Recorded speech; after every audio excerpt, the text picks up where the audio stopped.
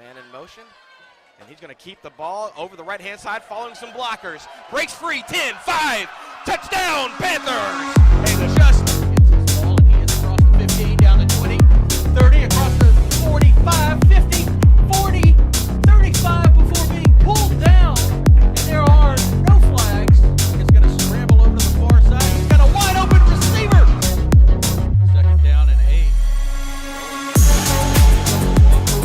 The outside, across the 5, and into the end zone.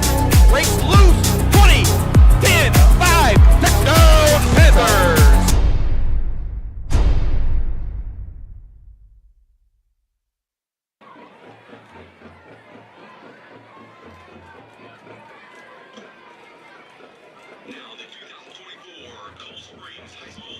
Good evening, Panther Nation, and welcome to this special edition live streaming event of Liberty Panther football on the Liberty Panther Sports Network. I'm Joe Roberts. Alongside me, as always, Ross Norwood, the man, the myth, the legend. We are here at Memorial Stadium in beautiful downtown Liberty, Texas, for the season and home opener of your Liberty Panthers under the new direction of brand new athletic director and head football coach Kedrick Harrison.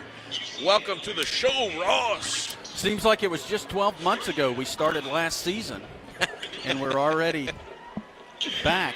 Time flies. Time flies when you're having fun, Ross. And the buzz around Coach Harrison has been electric since he stepped onto campus late last spring. Previous athletic director had an opportunity to move down the road, and he took that opportunity. Coach Harrison came in, and he has been on fire since he's been here, quite frankly.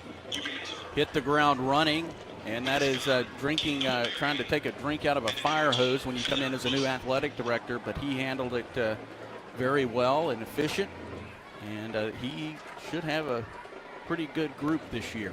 A very good group, Ross. Going to bring back a ton of starters and a bunch of veteran leadership on this team.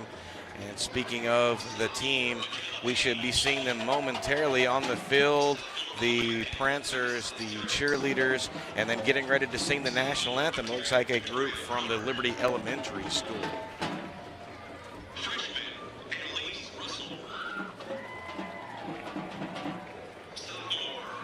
Bring some details as we're getting those. I want to thank everyone for joining us on this live stream. We will be carrying Liberty Panther football throughout the duration of this season.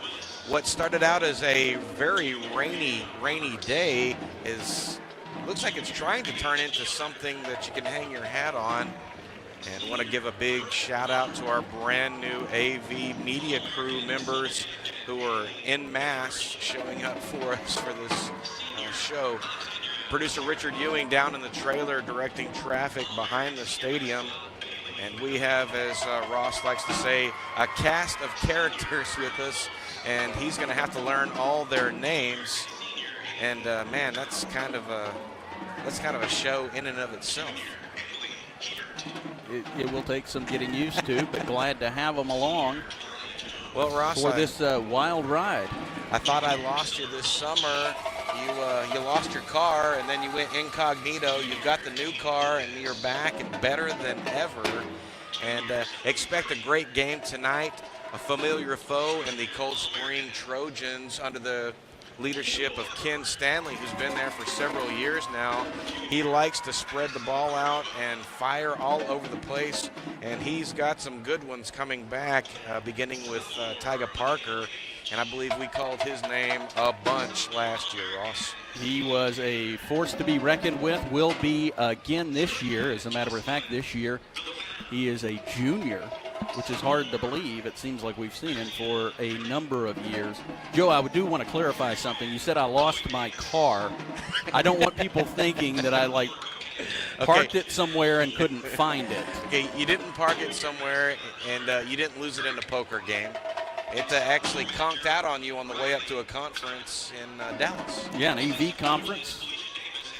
Yeah, and speaking of which, got some interesting news on that one today. I got a letter in the mail from a towing company saying I owed them $121 for a tow from an auto auction last week. When you tell them you don't own that car anymore, that's not your business. Yeah, so that's fun. That's a gift that keeps on giving. But I tell you this, I have 2 55-gallon drums of blinker fluid in case anybody needs it. They told me it would come in handy. Okay. Well, Panther Nation, we're going to do our level best throughout the course of this season to introduce you to the new faces and new staff, personnel at the Liberty High School, all the various coaching changes that have occurred. Coach Harrison coming on board, and he didn't have to clean any house, but he did bring some additions to the slate. A new defensive coordinator, and he retained some coaches from the previous staff, offensive coordinator from one of those coaches. And Coach Harrison actually kind of cut his teeth on the defensive side of the ball, and that's where he's most comfortable with. Been very, very impressed with his leadership so far that since he's been here. And we kind of ran into him the first time at some playoff softball games in May. No, you watched this playoff soccer game from the other side of the fence. I definitely did that. Well, at any rate, Coach Harrison doing a great job. Excited.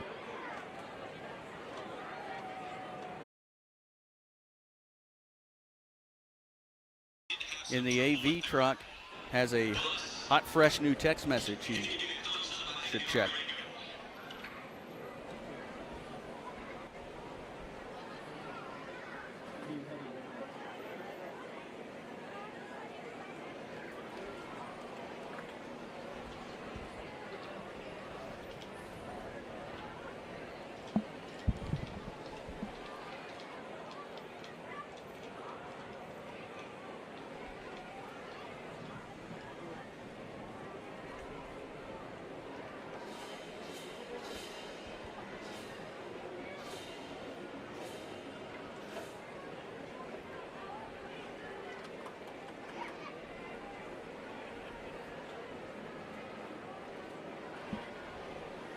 All right, Panther Nation, just about 12 minutes or so away from kickoff and still waiting for the teams to come out of the locker rooms and be lined. Actually, I think they actually came out of the locker rooms, didn't they, while I was talking a while ago.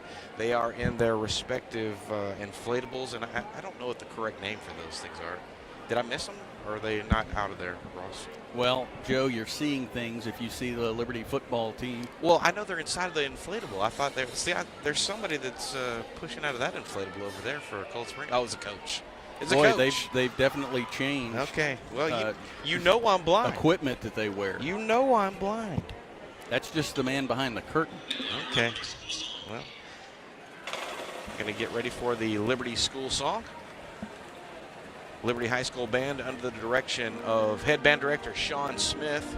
Been here a good number of years now, a Liberty High School graduate.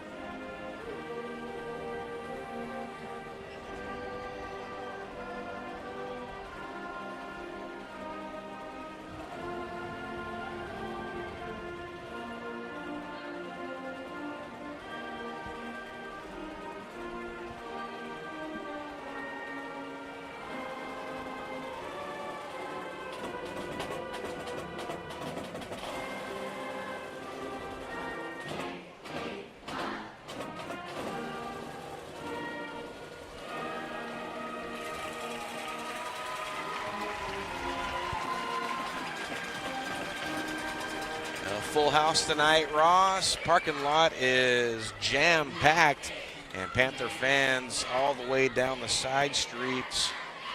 And that is really nice to see. Love it when the Panther fans are loud in support of Panther Nation. A couple of injuries to talk about for tonight, Ross.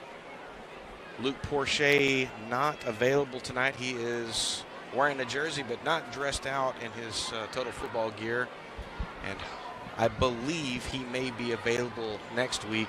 And then Cade Carter also in street clothes on the side, and I think he got a little injury.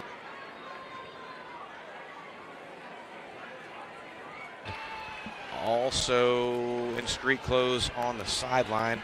And those are three big name players for the Panthers, Ross. It will, there'll be some guys that will have to step up to fill in the gaps there, but that's what this is all about, is a new players emerging each week. And with football, you almost really have to rely on that. Well, a new face, and not really a new face, but a returning face on the sideline for you, Ross, and I know you love him, and I love him, Michael Pope, back as the full-time designee from Methodist, Houston. Well, I would hope it was Houston Methodist and not like El Paso. I mean, it could have been El El Paso. That would be a long commute. But if anyone was going to make that commute, it would be Michael. That is true. He would do it. Every day, 7 days a week. They do a great job. The Houston Methodist training staff have been affiliated with Liberty ISD for years now. Michael Pope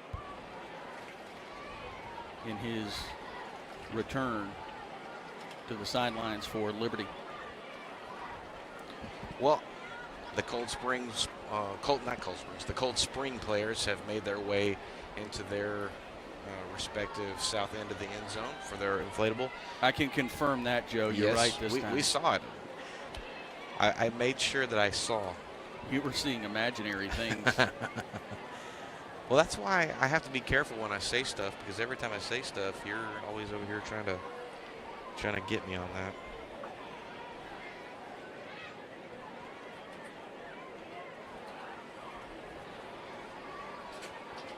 The field is in great shape to start this season. They spend summer long working on it, and it's been a year-round endeavor to keep it in top shape, especially with all the rain. That'll be interesting to see how it holds up as the game progresses.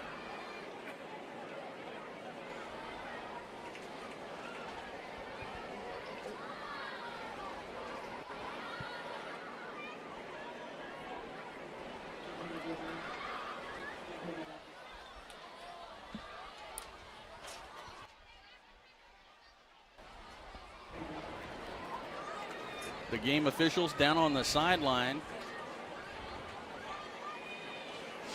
Well, Ross, trying to work out a few problems. It wouldn't be a Panther Sportz Network production if there weren't a few problems at the very beginning. Apologize to our viewers at home who may be watching this. Super amazing. We've got a bunch of young crew members this year. We're able to welcome some of our 8th grade AV principals kids into our productions this season. A bunch of freshmen who had principal last year as 8th graders. And so we got almost a brand new crew this season.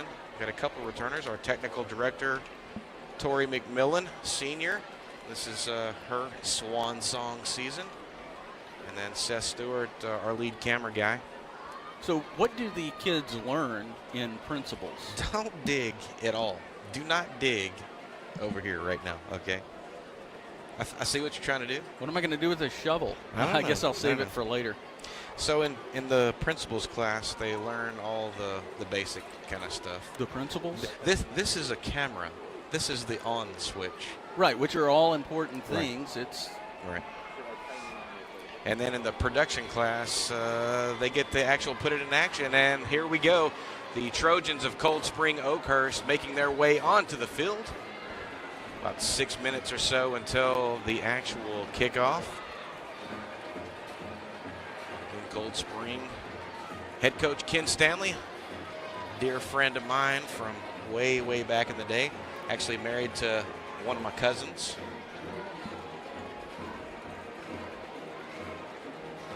When he took the job in Cold Springs, he had been the offensive coordinator for the Panthers. That's right.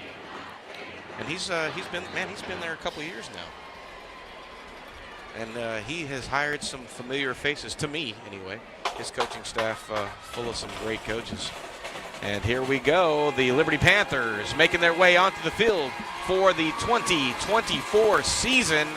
And man, I absolutely love it when they come through the tunnel. And speaking of which, Ross, that brand new inflatable provided by the Liberty Athletic Booster Club, Bruce George, Fallon K, Jason K, and all the rest of those folks down there have done an amazing job of taking care of these athletes in all the different sports for Liberty. So do they just when they're done with it, just take it and strap it on the top of a car? I think so. Down the road with it, or I guess it's inflatable, so. I think Bruce has some wheels they put on it. They just ride it down the road. Imagine getting stuck behind that. Indeed, the Liberty Panthers in the south end zone, group prayer. And we're going to see some familiar faces, starting with number 8, the quarterback, Frankie Mares, the junior. And he was kind of thrown in the fire as a freshman. And last year he made some positive steps towards being what we think he's going to become. He always has been a great athlete, and he showed flashes of brilliance. And now as a junior, we look to see him take that next step. It was an incredible task to go and, as a sophomore, start the lion's share in the quarterback position. And we saw him progress as the year went on. And the challenges that he faced last year will only make him stronger this year. And we expect to see number 10, the senior Jason Wycliffe, be another big contributor on the offensive and defensive side of the football for the Panthers. Jason all over the field last year for the Panthers and made some spectacular catches.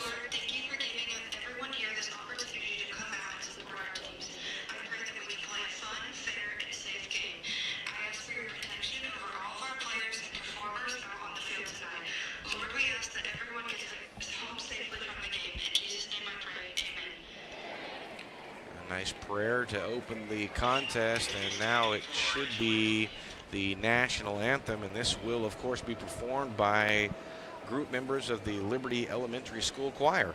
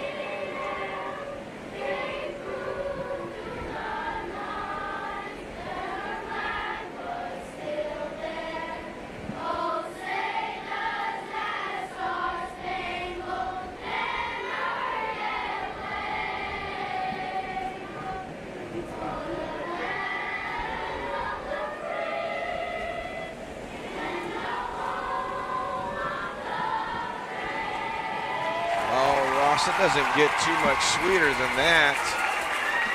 What a nice rendition of our national anthem from the LES choir. And that can only mean one thing. It's almost kickoff time here at Memorial Stadium. Again, this is the 2024 season and home opener for your Liberty Panthers.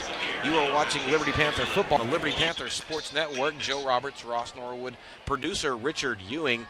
Captains for tonight, number 76, Keenan Clevenger. Number 10, Jason Wycliffe. Number 11, Mason Shellhammer. And number 8, Frankie Mares, making their way toward the center. Ross, captains for Cold Spring. Well, if I can see the numbers, it looks like Cade Barton. Trying to see, I thought it was a 3, and I don't even see a 3 on here. Antonio Phillips. And Tyga Parker, number 2. Blocked out. And we're blocked out. We got frozen out, Ross. I'm on top of it. We'll get those numbers here in just a second. All those young gentlemen at the 50-yard line with the referee and getting ready to decide who's going to get the ball, who's going to get this party started offensively. Well, I turned my head and saw the end of who got what. Looked like Liberty declined. So that is going to mean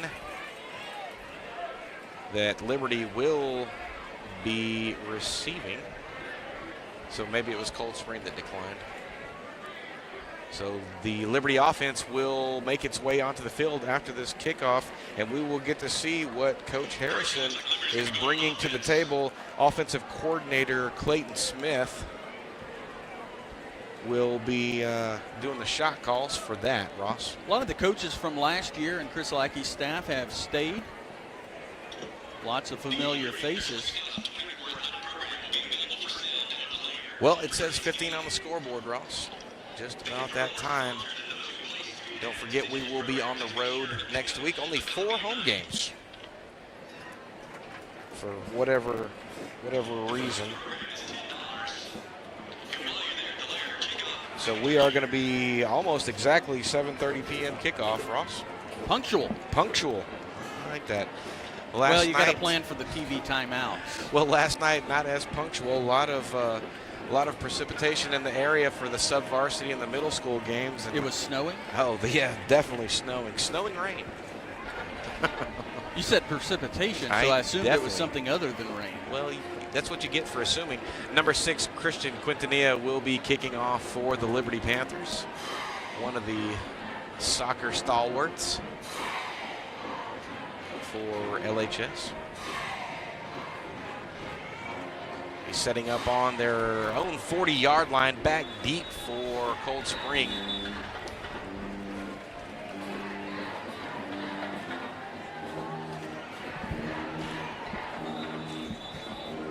Oh, yeah, that's true. It says 15 on the scoreboard right now. And that's what I was saying, and you ignored me. I did ignore it. It should say 12. Or did they change it? They didn't change it to 15, did they? I did not. I was not aware of it. I see one of the officials on the field indicating to the they're changing timer that. to 12 minutes. I thought that would be something you'd hear about. It's 15 minutes in college and 15 minutes in the NFL. The NFL Network brought to you by Panther Sportz. No, that's not true at all. You're going to have to fix that. There they go. They got it fixed now. 12 minutes on the clock. I can tell you from experience, that's a terrible feeling when they look up and give you a sign because something's not correct. Quintanilla pops it up short. It's going to be fielded cleanly at the 31-yard line by number 14, McCade Hilton, and Coldspring will get started. You know, I said that all backwards. I said that they were going to be receiving Liberty, and they were actually kicking off. So I did have it right. They did defer to the second half. My eyes deceived me, Ross. Well, no, it was just confusing because I didn't see the official indicate that they had declined. Well, normally you take care of that, and I kind of quiet on that end, and that's what I get. I talk, and I mess myself up. David Rowe, the quarterback for Coldspring, junior, and he will be in shotgun for Coldspring as they start their first offensive series. He will hand the ball off, and that'll be up the middle. Hard run from number 2, Tyga Parker. He's going to pick up about 8 on the carry and pull down, led by number 2, Cam Harper. That'll bring up 2nd and 2 for Coldspring on their own 39-yard line. Again, this first drive of the young season, Ross. Rose setting up again, double receivers to his right.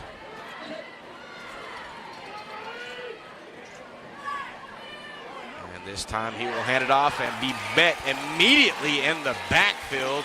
And that is going to be number 76, Keenan Clevenger. We called his name a bunch last year defensively, Ross. Wrapped him up at the waist and drug him down. That'll be a 2-yard loss and bring up 3rd down and 4 for Coldspring on our near hash mark. 37-yard line. Rowe again getting set up for Coldspring. And this time he pitches out to Barton, who tries to find some outside space and gets spilled by Wycliffe. And he's going to be short of the first down by about a yard at the 40-yard line, Ross. Big play there by Wycliffe to prevent the first down as he comes across the field to make the stop. And I cannot imagine that they are going to try and kick this ball.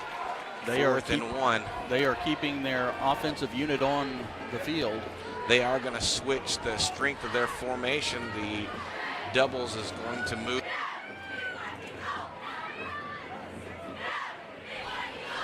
And Rowe again set up with Barton in the backfield with him.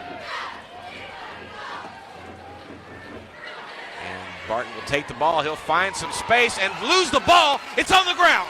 There are a couple of Panthers that jumped on top of it. They say they have it. They do. And that's going to be number 11, Mason Shellhammer, who picks up the ball. First turnover of the season for the Liberty Panther defense, Ross.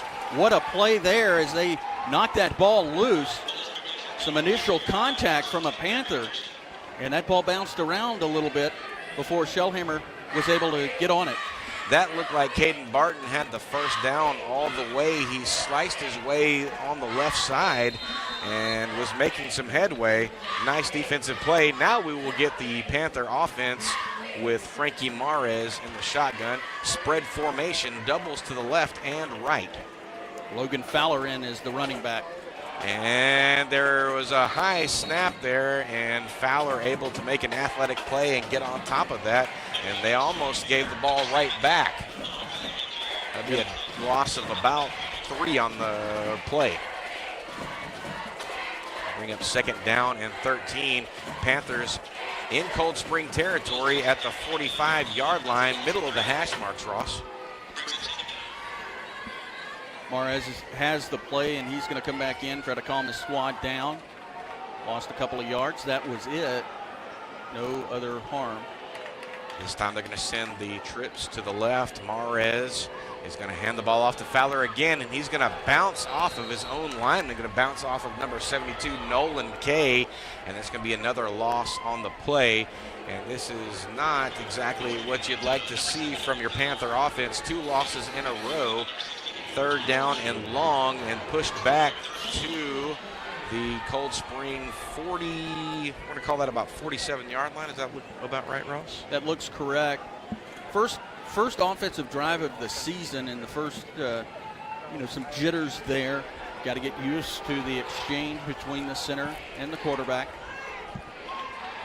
Mares rolls to his right, fires it. It's going to get popped at the line of scrimmage, and Wycliffe almost able to make an acrobatic catch. Unfortunately, it falls right in front of him. That will bring up 4th down, and we will see the Panther punt team come onto the field.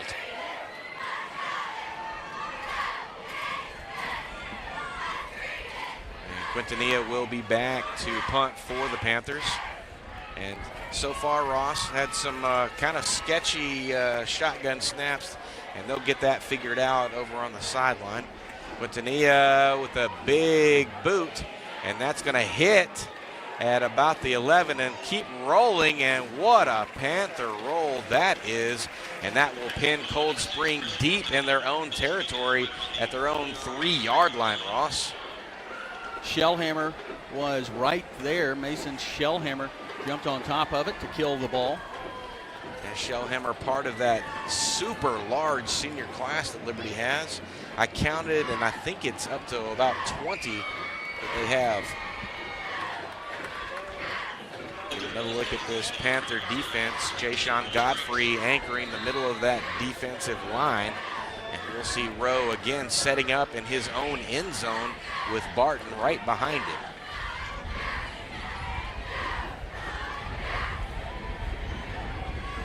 He's going to survey and quick strike, and that is going to be in and out of the hands of the Cold Spring receiver. That's number 8, Landon Ellisor, not able to come up with that, and that was almost picked off.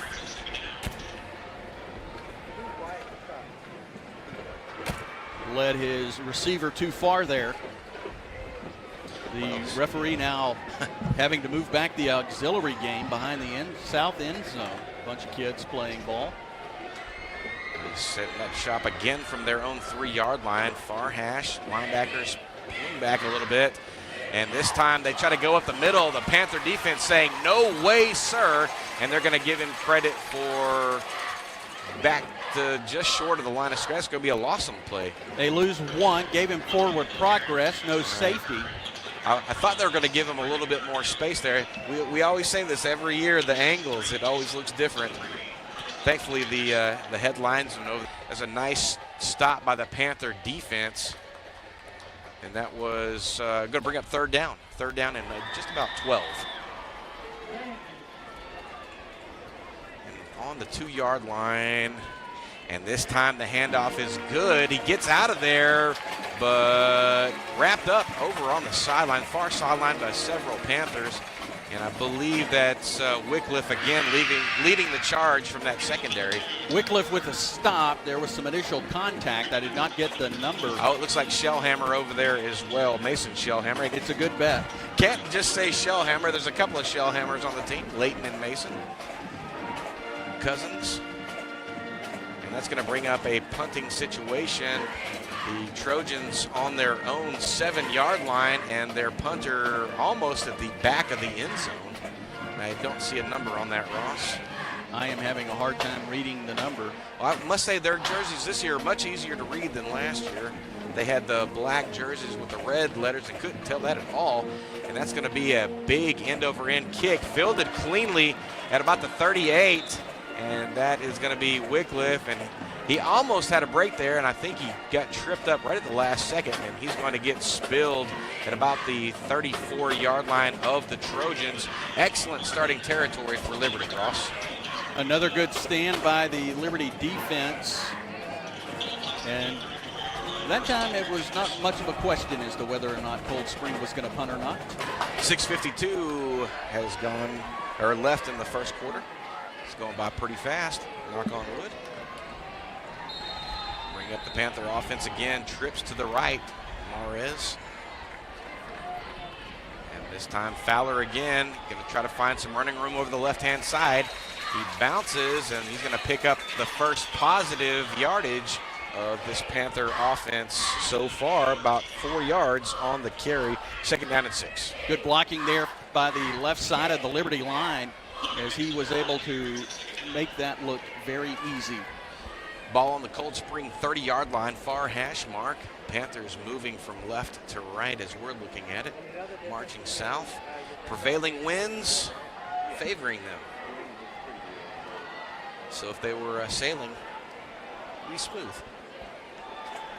And up the middle would be a nice carry, and that's going to be Fowler again. And that's going to be a big first. Well, no, they're not going to get him. I thought he got that first down.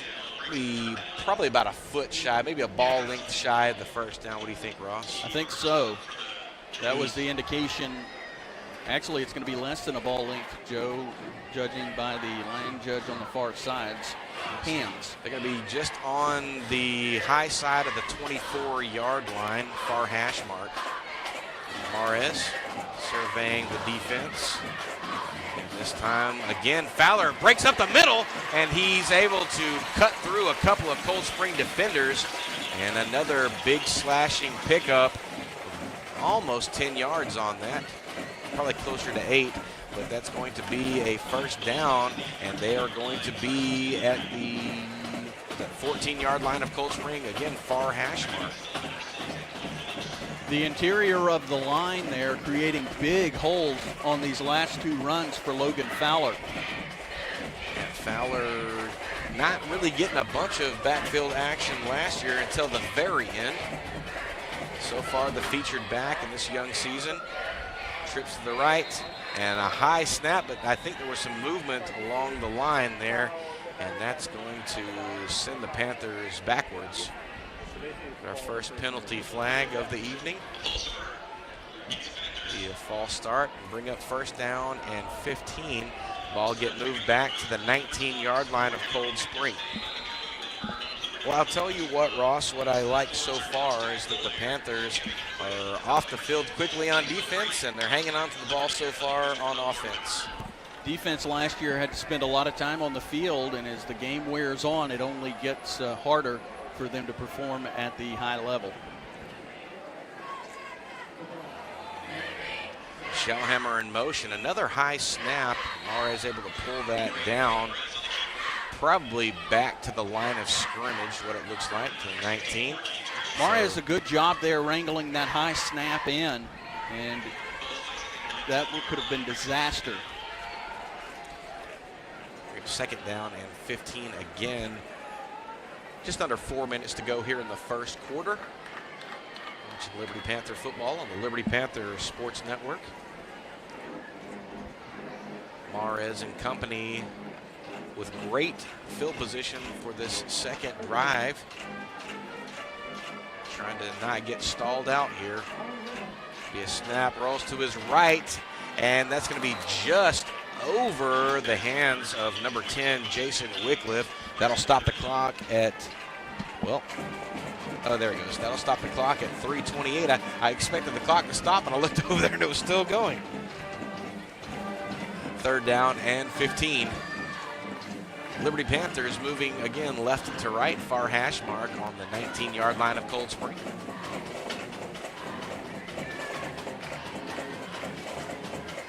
Big third down here for the Panthers.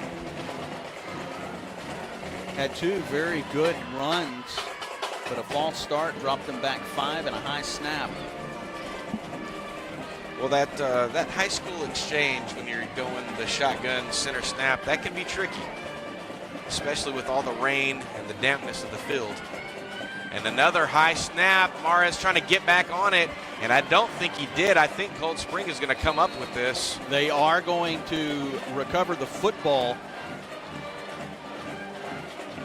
And that's the indicator, and the turnover from the Panther offense, and that will give the ball back to Cold Spring.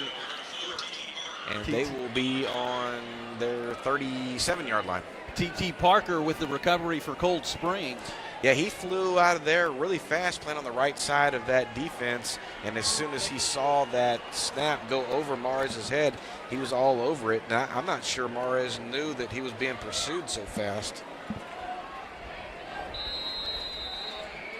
Coldspring Trojan offense on the field now for the third time. Rowe in the shotgun, trips to his left, and he will drop back, and pocket collapses, and he gets flushed out. And number 15, Leighton Shellhammer, able to put a hat on him, but not before he picks up the first down.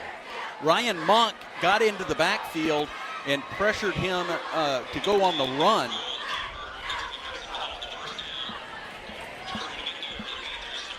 The first down for Cold Spring, as that's kind of their first sort of positive movement on offense. A fantastic job there by Monk to get him on the move. Be on the Cold Spring 47-yard line, far hash mark. Cold Spring moving north. David Rowe quarterbacking for them. Barton in the backfield. And we have a whistle, and it looks like we're going to have a delay of game on Cold Spring. And that'll drop them back. That seemed rather quick. That seemed very quick. And we've got a bunch of rule changes across some sports over the summertime, and that may have been a point of emphasis with the officiating chapter, some delay of game or kind of hurrying up the game. But that did seem awfully quick. First and 15. And this time, Barton slips on the field. A little self-inflicted tackle there. Actually, that's number 2, Tyga Parker on that carry, not Barton. Brody Rollinson was right there to lay the hit if he would not have slipped down. So what it looks like, Ross, and we normally get a chance to walk down on the field, and we didn't before the game today. But man, it looks, even though you can't see any muddy spots, it looks awfully slick out there. That'll be second down and extremely long from their own 40-yard line now. Rowe looks for that. Going to hand the ball again up the middle, and the Liberty Panther defense stuffs that out. And that will be number 77, Preston Morris, leading the charge on that end. Morris in the backfield quickly and was able to contain him until some friends came over to help finish him off. Well, Coach Harrison said he thought the offensive and defensive lines were going to be one of the strong suits of this Liberty Panther team, and so far that has been the case. Seen glimpses of it on the offensive side, and specifically on the defensive side, they've been superb. Third down and really long for the Trojans. drops back just a bit to his right, and that was eastbound for nowhere. That one over his head landed about 10 yards beyond, maybe 15, where the intended receiver was.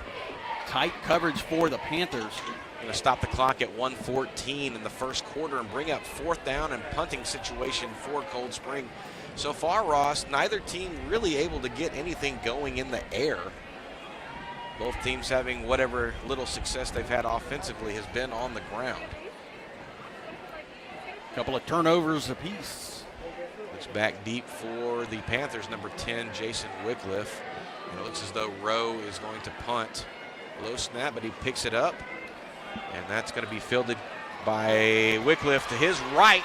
And he gets through a couple of Trojan defenders before finally getting pulled down by number 20, Eric Knowles. Nice little pickup from Wycliffe, and that'll bring up 1st and 10. And this time they'll start in their own territory, but still extremely nice spot. Good job there by Wycliffe, fielding it and then springing into action and able to get a nice return. They will have 1st and 10 from their own 46-yard line near hash mark. And you weren't kidding, Ross. There's one heck of a youth game going on beyond the south end zone there. There's at least 10 more kids now. That's one heck of a football game. No doubt. I think they have too many men on the field. And Mares rolls to his left, and he's going to let one fly over the top, and that's going to be just outside of the fingertips. And, man, that was a nice throw. That was a tight spiral. Jason Wycliffe, that looked like that was going to be past him by about 5 yards. He turned on the jets and got it off his fingertips. Man, that was easily the best throw we've seen from Mares, and just hit him right on the fingertips, and he was diving. So that was going to be a tough sell the entire time, but nice. That's that flash of brilliance. Wycliffe did a fantastic job to get hands on that one. And he trips to the left, 2nd down and 10 for the Liberty Panthers, under a minute to go. And Fowler with the ball, and he's going to get stopped just about the line of scrimmage. And it's going to be Xadrian Roberts who stops Fowler on that. That's a name we called a lot on the defensive side last year for Cold Springs. Yeah, I was going back to that thing earlier. They were wearing black uniforms with the red numbers, and we had a devil of a time figuring out who was who. I'd have a lot easier time seeing the numbers, Joe, if I wouldn't have left my binoculars at the office.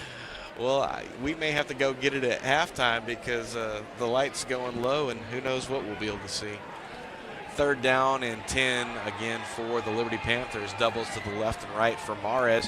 And Coach Harrison's going to step onto the field, and he will take his first timeout. We're going to take a timeout with him. We will be right back after this.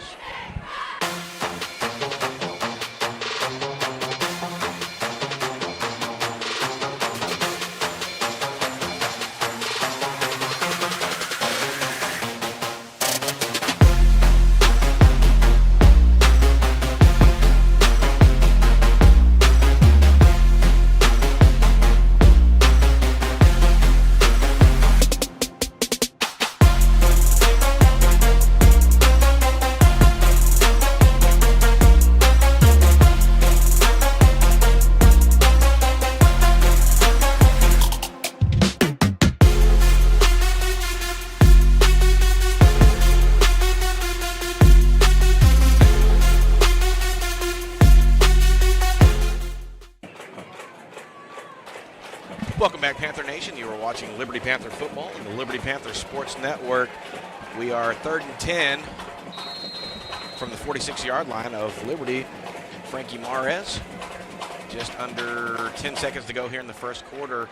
Mares surveys again, left, fires one quickly, and that is in and out of the hands of the receiver. And trying to find a number over there, Ross. That was Connor Giese. Connor Giese, number 17, Connor Giese. And a nice strike from Mares, just couldn't handle that. That will stop the clock at 3 seconds to go here in the first quarter and bring up 4th down and 10, and that will be a punting situation. And it looks like back deep for Cold Spring, number 6, Antoine Phillips. Christian Quintanilla on to punt for the Panthers.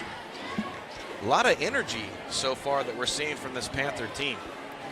A lot of positive energy.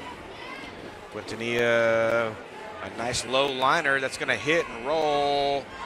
And he's going to collect that ball. I could not believe he did that. There's a flag behind him. And there's probably going to be a block in the back or a hold. Going to get up to presumably the 34-yard line. But we'll see what that flag's all about, Ross. You said it. It's either a block in the back or a hold. You can put. Yeah, that's true. You can bet the farm on that one. When the flag's in that part of the field. No matter what it is, that's going to do it for the first quarter. Let's see where we're at here with the referee. And that is going to be a block in the back against Cold Spring. They'll assess that as we come back from the first quarter break.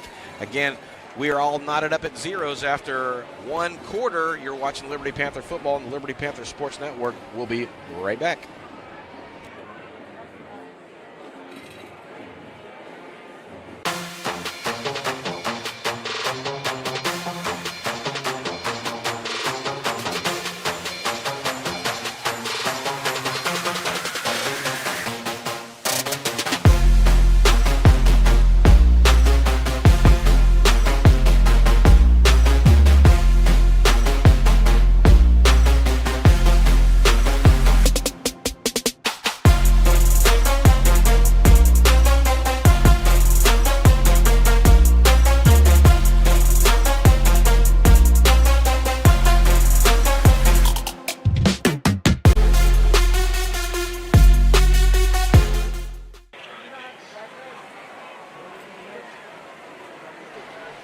Welcome back, Panther Nation. While we were turning the quarter, the heavens just opened up and dropped a ton of water. Or as you like to call it, precipitation. Precipitation. I mean, you're not incorrect. I'm not incorrect. It's just an odd thing to say when it rains. Correct. Well, that's going to start the quarter number 2. We're going to flip ends of the field. The penalty marker was on the 18-yard line. They'll walk it off from there. 10-yard penalty. To bring up first down and 10 deep in their own territory, Cold Spring. They'll be on that far hash mark. They are going to start, what do you say, from their 8-yard line, Ross? Rowe standing just on the inside of the 5-yard line. Be a low snap, but he picks it up. Going to get some pressure, and that's going to be the first reception of the game by either team. And that is going to be Cookie McGowan with the reception on the far side. Well, I'm glad that you saw that because I definitely couldn't see that. I barely saw it. Could barely make out the one. They get second down and just about 3 yards or so. Cold Spring up to their own, looks like 15-yard line. Trips to Rowe's right, single receiver to the short side of the field. Pretty typical Ken Stanley offense here. Rowe looks to his right and going to go across the middle, and that's going to get. They're going to say he caught it. Jason Wycliffe with the athletic catch, and man, what a catch! That was David Rowe hurrying a throw, no real pressure for him, but trying to catch his receiver running the route. And the crazy thing is it looked like he had time to get that runner coming across the middle, and I think you're 100% correct. He just rushed that, and the senior right there to capitalize. I thought that it was going to hit the ground, but the officials disagree, and that's the only opinion that matters. Yeah, the official there was at the back judge. Mm-hmm. He came coming in pretty hot with the reception made. Liberty Panthers taking over on the turnover, and they are in Trojan territory. Going to be on the 35-yard line, middle of the hash mark. Mares. And this time going to be Fowler, and he's going to get tripped up by number 24. DQ Gray. Be about a yard or so on the carry. I'm going to give him 2 yards on that. Bring up second. Well, now they keep on moving the sticks. All right. Give him close to 3 yards. Call that a second down and long 7 or a short 8. Ball's going to be on the Cold Spring 31.5-yard line. Call it that. Mares looking at doubles to his left and right. Fowler in the backfield with him. Fowler again with the ball up the middle. A big hole. That offensive line making some headway right there, Ross. Some good blocks by Jackson Harris. Could have Nolan Kay. Could have ran a freight train through that, and that will be a first down pickup for the Liberty Panthers. Sealed off those defensive linemen for Cold Spring, and they are opening some pretty big holes for Fowler to run through early in this one. 1st and 10 from the Cold Spring 20-yard line near hash mark. Panthers working from right to left as we're looking at it, moving north. Again, doubles to the left and right. Fowler still, nope, that's not Fowler. That is that Shellhammer. Yeah, it's Mason Shellhammer with the tote on that. Oh, nope, I'm sorry. That was 21. And we don't have that on the roster. And that will happen especially early in the season as the rosters go out, and then once you get closer in the last really few hours, jerseys change. And well, that's gonna be a loss on the play. That'll push the ball back a yard or two, bring up 2nd down and long for Liberty. Just about 9:30 to go here in the second quarter. Panthers threatening. Mares going to the corner, and that's going to fall short. And, man, he has been just a whisper away from about 3 great passes. He threw that pass with McCall Hilton.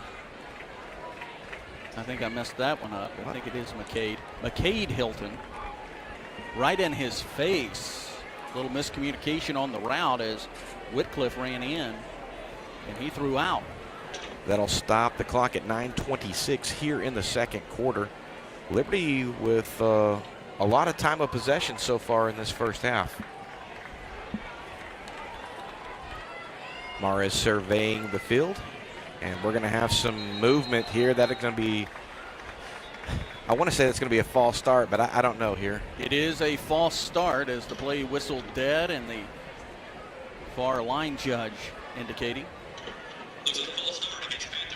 Be one of the interior receivers moving just a little early, getting a little eager.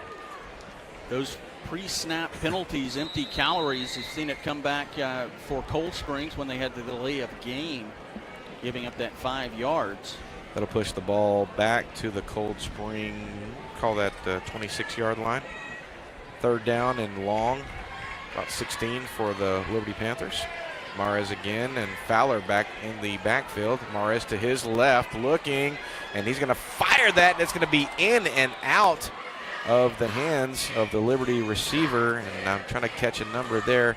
Not sure if that's Jason Whitcliffe right there, and he took a lick right there at the end of that, and I don't know about that one, Ross. They were pursuing Mares, and Mares took a pretty big tumble after getting that ball away. Yeah, after the ball had already gone in and out of his hands, the defender back there kind of put a shot on him. I wouldn't call it nefarious, but he definitely put a shot on him. You will see that happen from time to time. Well, this is 4-down territory for the Panthers. They're going to go for it here. Mares dropping, looking, and to the left, all by himself. Connor Geezy, touchdown, Liberty Panthers. 8:53 on the clock. And man, oh man, Ross Norwood, Coach Harrison opens his account as the Liberty AD. That was a fantastic play. Pressure on Mares. Mares got the ball and flung it down the field quickly before the Cold Springs defensive lineman could get in and take him down, and Geezy reaching out in front of him a little bit and securing that one into the end zone. Well, we kind of saw this coming, Ross. Mares has had 3 or 4 just so close, and he finally dialed it in right there. A laser throw to Geezy. And Connor Geezy beat his defender. That was the key there. Beat him. Quintanilla not able to get one off. It's going to be a bad snap and no extra point on that as they're forced to kind of scramble and make hay when it's not time to make hay. 8:50 to go here in the second quarter. Liberty strikes first. They lead Cold Spring 6-0. We'll be right back.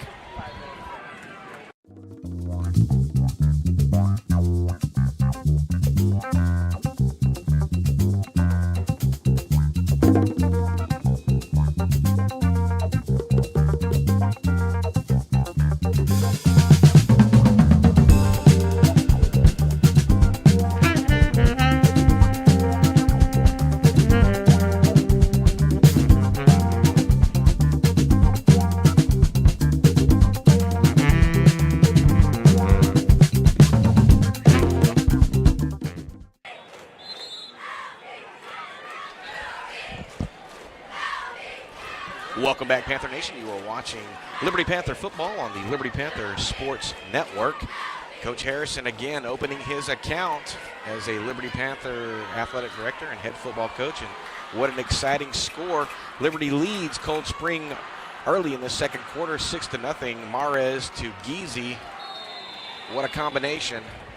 And now set to kick off as the skies continuing to put out a little drizzle, not a bunch, but man, between the quarter break, man, that was a bunch of water.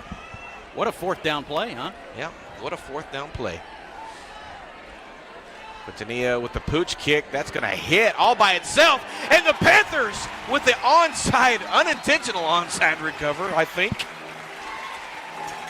That's number 21 who comes up with that, and that's name unknown. I believe he's a freshman, I just don't have his name.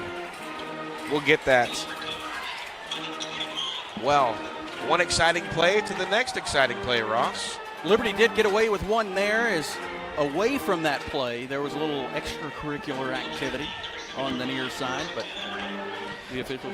So at the 8:45 mark, Liberty with the onside recovery. And again, I don't know that that was necessarily the intention, but man, what about a perfect spot right there in the middle of the field.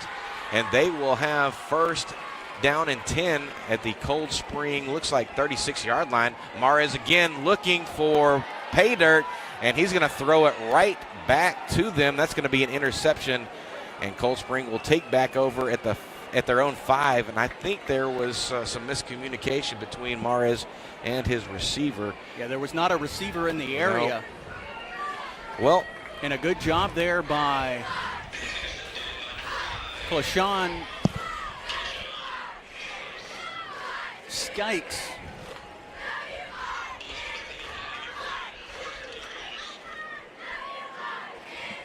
Because that one was hauled in right on the line. Well, that's going to be Cold Spring from their own 5-yard line. And I'll tell you what, they have started several drives deep in their own territory, Ross Norwood. Be a toss into the end zone. Liberty Panthers trying to get the stop, and they do. This Panther defense is hungry, Ross. Ryan Monk again with a big stop for that Panther defense. And that's going to be a loss on the play of a couple of yards. Coach Harrison trying to put his signature on this team. Right now, we talked about it. Our producer was telling us between the quarters, he felt like the energy of this team so much higher than of late. These are two veteran teams squaring off too, Joe. This is not a bunch of freshmen and sophomores on either team. Under 8 minutes to go here in the second quarter. Second down and 13. And Rowe comes across the middle, and that's going to be nowhere. Intended for number 4, T.T. Parker, and that will fall harmlessly. It'll stop the clock at 7:53. Ross? Cookie McGowan, the intended receiver. Oh, I'm sorry. I missed that number. There you go. Trying to help me out. Well, I've said it so many times, your eyesight is so much better than mine, and I don't know why I keep on hollering out names and numbers. Blind leading the blind. Well, luck. 3 blind mice if we had one more. We have third down and 13, 7:53 to go here in the second quarter, deep in their own territory. And this time they're going to toss the ball and not going to, well, going to cut back. Thought he was going to get caught in the end zone and somehow manages to get out of the sassafras, Ross. That'll come back. There is a flag just in front of the goal line as a hold. by Cold Springs. Well, you know, you think normally when you are able to cut back against the grain like that, there's something going on there. And they see that, and it seems to be that it's going to be a hold. They're going to wave that off, Okay. actually. Well, so it will be a first down and a big first down pickup for Cold Springs. A nice run against the grain. Liberty looked like they had him in the end zone on our side, and then somehow able to get away from that and get all the way out to their almost 20-yard line. First down and 10 for Cold Spring. Rowe, the quarterback, will have trips to his right on the wide side of the field. Liberty Panther defense trying to stop this. Be a run up the middle, going to cut out to the left-hand side, and going to get stopped. That's going to be Tyga Parker with the run. And if there's one person you don't want to get rolling, it's that guy. Well, the first couple of possessions for Cold Spring, he was not very featured. That didn't even make sense. Well, you know, we'll go back and we'll look at it. We'll look at it. First and 10 for Cold Spring. They're moving up to their just about 32-yard line. Still on the far hash mark, Cold Spring working left to right. And now Coach Harrison going to step on the field. And they're going to take timeout number 2 at the 7:01 mark, and we're going to take a timeout with them. We'll be right back.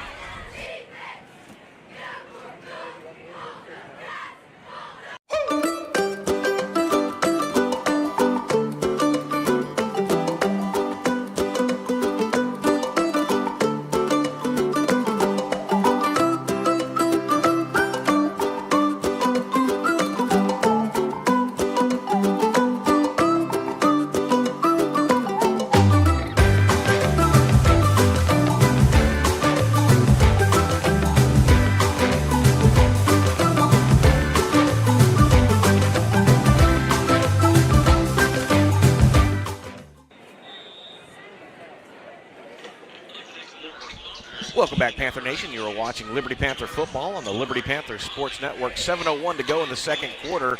Liberty leading Cold Spring 6-0, and Cold Spring starting almost in their end zone and now looking really positive and dangerous. Tyga Parker leading the charge for Cold Spring. First and 10. Be on their own 32-yard line, far hash mark. David Rowe at quarterback for Cold Spring. And their little miscommunication there. He zigged and his running back zagged, and he had to hold the ball, and the Panther defense all over that. Jay-Sean Godfrey leading the charge for the Liberty Panthers. Leighton Shellhammer also in there. Man, you're not going to give me any credit for that. That was just amazing. I said he zigged when he zagged. Nothing. I didn't even get a bro pat on the back for that. It was nice. Okay, man. A smile. Would it kill you? Okay, there we go. Yeah. Be a loss on the play of a couple. Bring up second down and long for Cold Spring. Just under 6:30 to go here in the second quarter.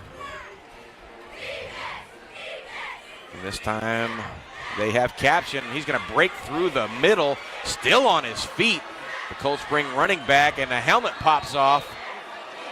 That's going to be Leighton Shellhammer finally pulling the running back down. I believe is that Parker running the ball? That Tyga Parker running the ball there. And what a tough bit of running. And he almost breaks into Panther territory. Going to get stopped right at the 50-yard line. First and 10 for Cold Spring. A big pickup on that, almost 20 yards on that carry. Aiden Reed also in on that. He'll come off the field as his helmet came off. Mason Jordan also running off the field. Some defensive substitutions there. Bryce Casey in the game. And this time the Panther defense sniffs it out and stops the run. The number 76 Keenan Clevenger leading the call for the Panther defense. And man, I am really loving this this defensive line. I'm really loving what they're doing so far, Ross. They are definitely getting some penetration and forcing Rowe to act a little quicker. Yeah, they almost overran that play. Still somehow were able to get that stopped. Second down and 10, clock's running. Just over 5 minutes to go here in the second quarter. Rowe Again, hand the ball off, and the Panthers almost immediately in the backfield. That's going to be Bryce Casey with the stop there. Another one of those bevy of seniors that the Liberty Panthers have. And a little squawking between the two teams after that play. Well, after last year, the game really wasn't close, and we didn't have this at all. Liberty with a 6-0 lead on a Mares Tagizi touchdown toss. 3rd down and 10 for Coldspring. Rowe again looking. Linebackers backing off, and he's going to survey, and they get pressure in the backfield, and that's going to be a sack for the Panther defense, Ross. Ryan Monk going through the defensive line, a nice job opening a hole for him, and he sprinted through, putting the pressure on Rowe and getting to him. I'll tell you, this is one of the things that we really missed are the big plays. And we saw a lot of them happen to us, and now we're seeing the defense do it. And it's nice when they're not on the field for a lot. So kudos to you, Panther defense. Bring up punt situation for Coldspring. 3:43 and counting. And that's going to be a very high kick. And it hits just almost exactly at the 30-yard line of Liberty. That's exactly the headlinesman goes over and it goes right to it. Jumps up and right back down on the 30-yard line. That was a nice kick. Even though it was high, that was a really nice kick. No chance for the Panthers to return that.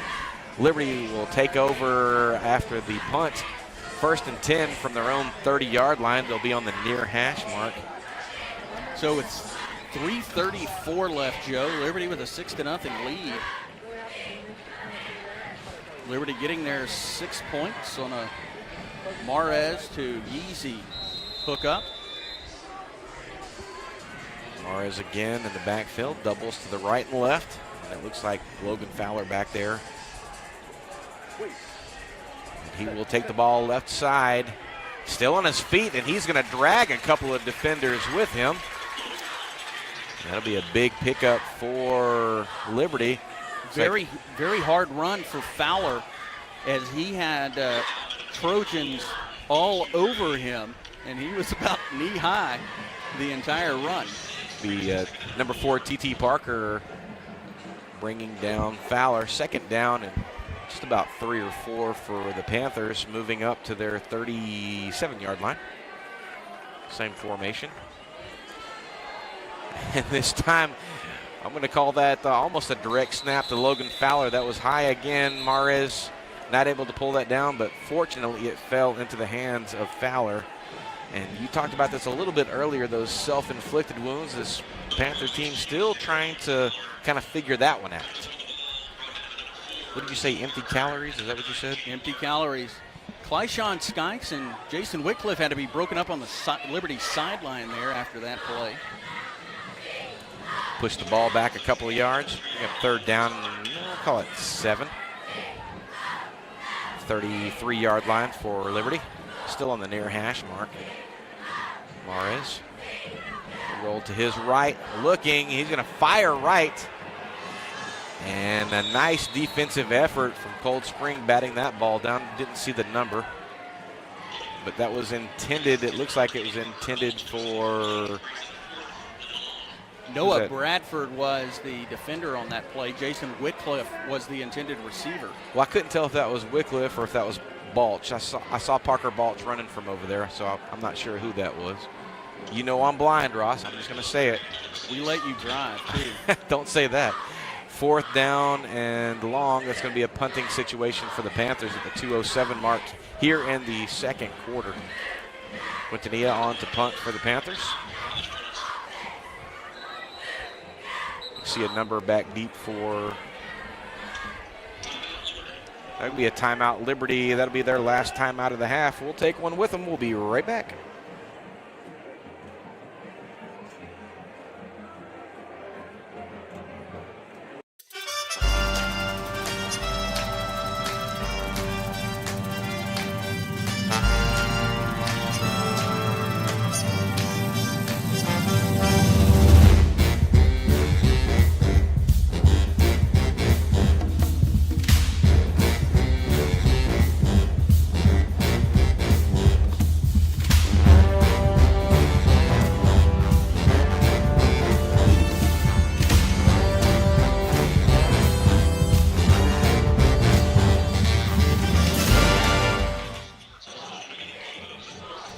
Welcome back. 2:07 left in the first half. Liberty getting ready to punt. Spent their last time out. As this ball is up and away. Coming back towards the middle of the field, and we're going to have a flag as there was contact as it was Antoine Phillips who was attempting to field that. He took a pretty hard hit before that ball got to him. That'll be interference.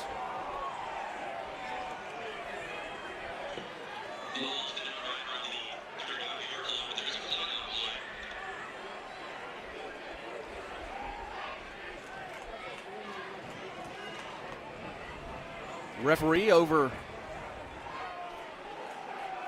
giving an explanation there, as that one will be a big one. Kick interference. They'll walk that one off from the 35 as Liberty's defense rolls back out. The offense for Cold Spring going to take the ball. Minute 56 left. Cold Spring has all 3 of their timeouts remaining. It'll be 1st and 10 from the 50-yard line. Sorry about that, Ross. I had to go check on a camera, and every time I go check on a camera, something exciting happens. What exciting thing happened, Ross? Kick interference. Okay. 1st and 10 for Cold Spring. Be a toss out to the right side. There's going to be some flags thrown around the 48-yard line.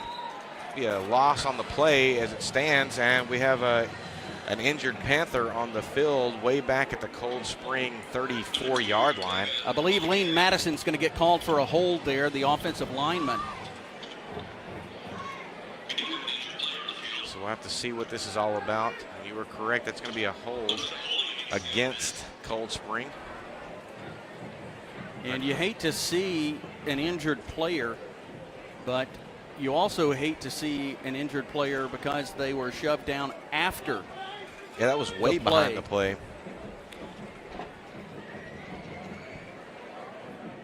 As they tend to them, Michael Pope helping some of the coaches get him up, and the injured Panther, Bryce Casey.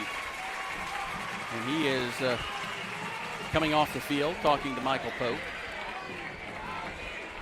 It looks like they've got this whole thing sorted out now. Again, hold on Cold Spring. And they are going to move the ball back. They'll replay that down. That'll be a big penalty. It'll be 10 yards. Bring up 1st down and 20 for Cold Spring. Just under 1:50 to go here in the second quarter.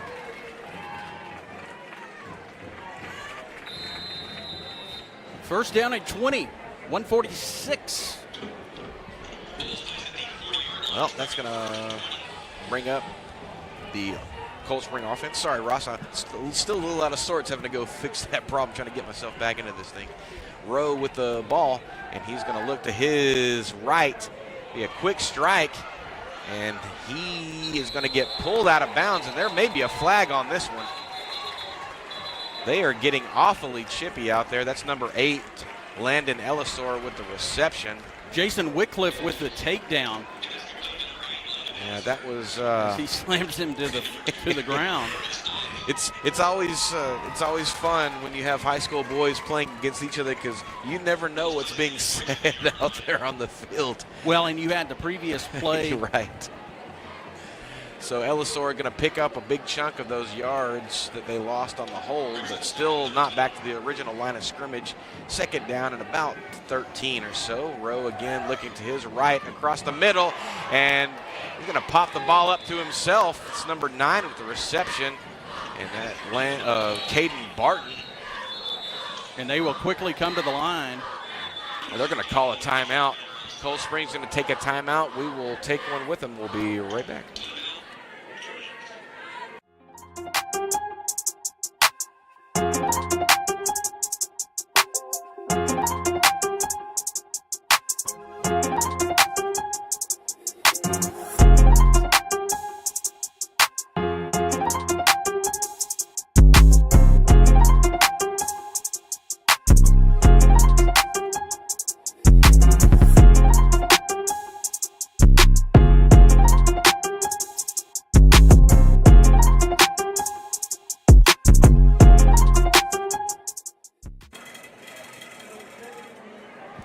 Welcome back, watching Liberty Panther football on the Liberty Panther Sports Network.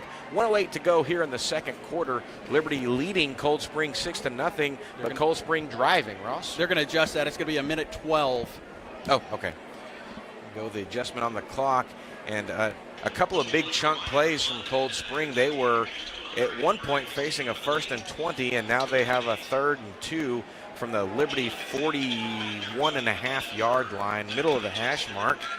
Liberty trying to shut this down. They will be receiving the second half kickoff.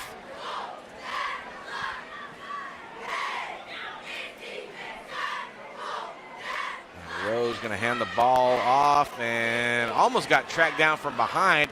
That's number 2, Tyga Parker, and he's going to get spilled by the Panthers. And I can't. Is that number 10, Jason Wycliffe with the stop there? Could be still a first down pickup. Cold Spring pushing down to the Panther 36-yard line, and we're rapidly running out of time here in the half, Ross. Rowe again looks to his right. It'll be a quick strike to number 1, Cookie McGowan. And that will keep the clock alive on the reception. About a 5-yard pickup for Cold Spring. They are now on the Panther 31-yard line. Far hash mark. Under 30 seconds to go, Ross. Ryan Hessler checks into the game as Wycliffe comes out, his helmet off. He trips to the right for Rowe, and he'll hand the ball off immediately up the middle. And the Panthers trying to get him in the backfield. Very, very elusive on this wet surface. And he'll be able to pick up enough for the first down. That'll move the chains. And we'll see if they're going to call a timeout. And I would imagine with 11 seconds. That's exactly what they're going to do. But we're going to stay here. It's almost halftime, so we'll stay here instead of moving away. What are you seeing right now, Ross? Well, I was a little surprised as Hessler checked in for Wycliffe on that one that they did not target the new guy, right? Although they had a nice pickup there, but 11 seconds. They have 1 timeout remaining. Cold Spring on the Panther 22-yard line, and man, this has been a much different affair than last year. It was pretty well cooked by about halftime last season over in Cold Spring, and this Panther defense with something to say about it this year. And man, what a great contest we've been watching so far, Ross. And 11 seconds to go.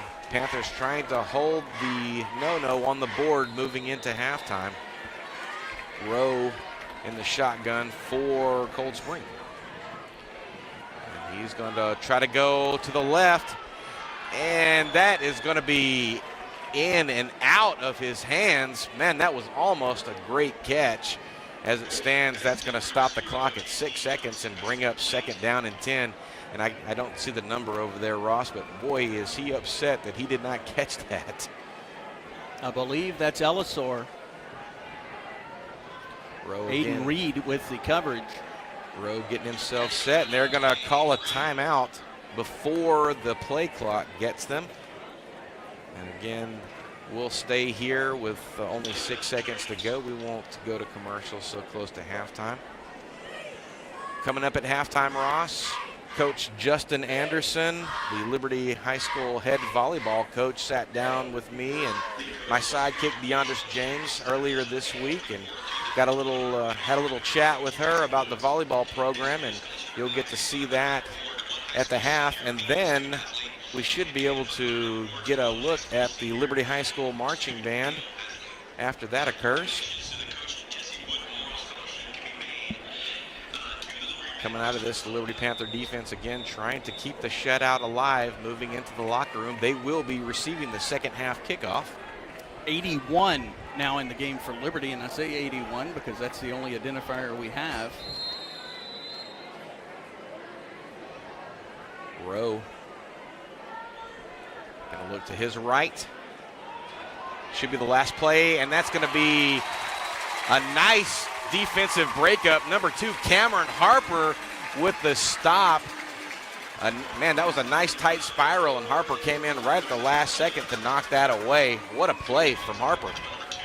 There's 2 seconds left. So they'll take one more shot. A nice tight spiral by Rowe. I thought that was going to be the last play. I did too.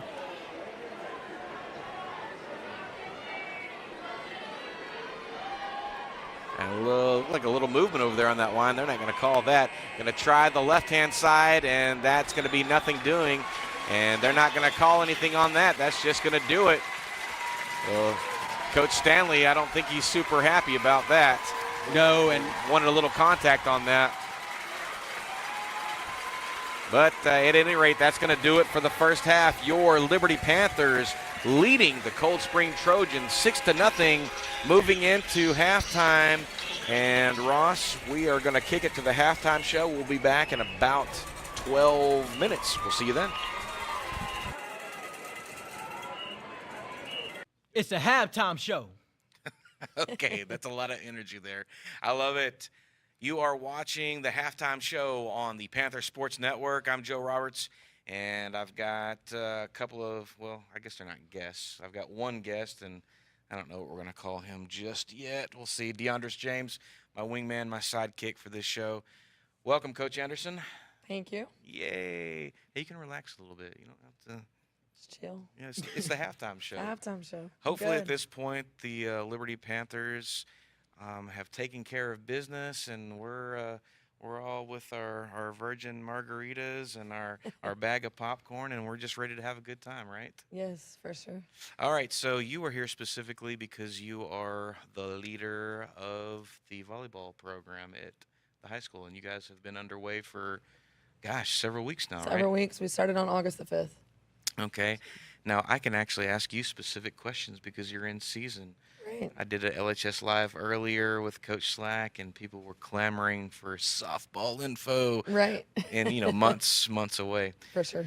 So let's talk about this old process. You guys start before school actually begins. We do. And, this year was the latest it started in a long time. So we really anticipated starting the week before, and the state pushed the dates back. So we started on the 5th. Which for us worked out okay. But still it kind of throws our calendar off because we normally have an entire week before school starts. So we go an entire week with volleyball. We go 2-a-days for 4 days. And then on Friday we scrimmage. And this year we started school on Thursday. So we started 2-a-days on Monday. So we had a couple of days of 2-a-days. We had, fish camp and orientations and all those things, and then school starting on Thursday. And then our first scrimmage, our kids missed school, which I would like to say never happens, almost never happens. And there were actually neighboring schools in the area that didn't get any 2-a-days because their first day of school was the first day of volleyball or football. So it kind of threw a kink. I didn't realize that. Yeah. I feel like and this is way, way, way back in the day when I coached volleyball, I feel like we started like in the middle of July or something like that. It's usually the end. So I anticipated it being like July 29th. Okay. So when the calendar came out, we were like, whoa. It was a week later, so. Well, DeAndres over here he's always telling me about how good he is on the court. Allegedly, he's a basketball player. I don't know. Right. Does that translate to volleyball? I mean, I could, but Okay, here we go. It's just, volleyball really isn't my sport. I'm kind of more of a basketball guy, but Well, I mean, I've seen you play basketball. I'm not sure that's your sport either. I'm ready to see you out there. What do you think are the chances of you against Coach Anderson's varsity volleyball team? I mean, if you want me to get embarrassed, I mean, then I'm all for it. All for it. Okay. All right. Fair enough. All right. So let's talk about this volleyball team. You kind of have an influx of some really good young ones as freshmen, and then a bunch of returning upperclassmen, and you're trying to mesh the two groups, right? Yes. We have of my 11 on the varsity, 9 are returners from last that is season. So many. We have 5 seniors, and they've all been playing volleyball, since they were maybe even before 7th grade, but for sure 7th grade. And we had a huge influx of kids that showed up to try out. We had over 50 girls show up to try out for volleyball. And so, we went through the 2-a-days and all that, went through the tryout process. I always tell the kids one of the absolute worst parts of my job is having to make cuts. And if I could carry them all, I could. But obviously with gym space and uniforms and all of those things, it's not possible. But we are carrying around 14 on each team and going through that. And we do have a lot of younger kids. Out of that freshman group, I think we had 28 try out for volleyball. Wow, that's Yeah, that's a big lot group. of folks, and you can only have 6 on the court at a time. Right. So And that so really- trying to get the reps in practice too, and then, game times, court time, things like that. There are quite a few of the younger ones that play year round. And then even some of our older ones, we have kids that have played. Some of them even took a year off of playing, but have decided to play year round again. And so picking up this season, they're going to do that again, which obviously helps make us even better because the more you play, the better you get. And then I, of course, too, just have some natural athletes. And that has come into play so many times this season that people will be watching us. They're like, y'all get to stuff that it's like, how'd y'all get to that? Even the other night in the game, like we ran one all the way back down, got it back and sent it over. And so the athleticism, even if they don't play year round, it makes up for that with their just pure talent. DeAndre, when she said natural athlete, you nodded. Okay. I don't know, where are we at on that? I'm just listening. Okay. I'm agreeing with her. Okay. One of the things that that I noticed about your squad, I really love your team, by the way. Thank you. Been here for a long time, and I've seen various iterations come through. Some years you've got large in heart but tiny in stature. This year you've got some giants out there. I do. You got a bunch of tall girls straight across your front row. How is that? How do you game plan with that height now? Well, it's nice because one of the biggest things for some of those girls is their number one responsibility is a block. And so I'm like, if the only thing you do for me is put up a wall and a solid block, you've done your job. And so using that to our advantage, having them in the right place at the right time, and then having that depth that they can reach. And then you put in our off-season training and our plans that we do in our girls' athletic program, and then you add on that their jumping abilities and things like that. Like Kaylee Johnson is super tall. She also jumped on a 48-inch plyo in testing. So it's like you're adding that depth to that, and that's just an example. On when I talk about Breezy, I call her small but mighty because she can jump, and so she may not be big in stature, but her jumping abilities compensate for that. And so it's pretty cool. It's pretty nice. So when you say 48-inch plyo, you mean she jumped from the ground 4 feet up? Yeah, I had 3 or 4 varsity girls that did that this year in preseason. Stop that. Oh, wow. Stop that. Stop that right now. It's nice. All right, DeAndre, what's your jump? Do you know what your jump is? Your vertical? I honestly, I really can't jump. That's a surprise, but honestly, I really can't jump. I really can't jump at all. I mean, the most that you get out of me is like touching the net. Well, that's it's even that. You'd have to pick me up to get me to touch the net, so that's better than I'm doing right there. All right, so you got all these taller folks. You've got some success with some outside hitters this year. I do.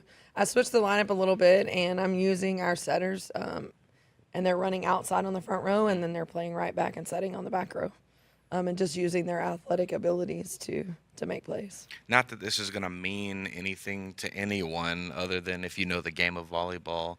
Are you doing a 5-1? Are you doing a 6-2? Okay. 6-2. So who are your setters this year? Breezy and Bailey Taylor. Okay. I will tell this story until the day I die, probably. The best setter I ever saw was at Waller High School, and she was a lefty, and she played all the way around. She was 6'1" or 6'2".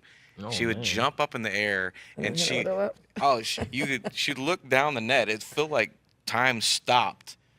Okay, I can kill it or I can set it.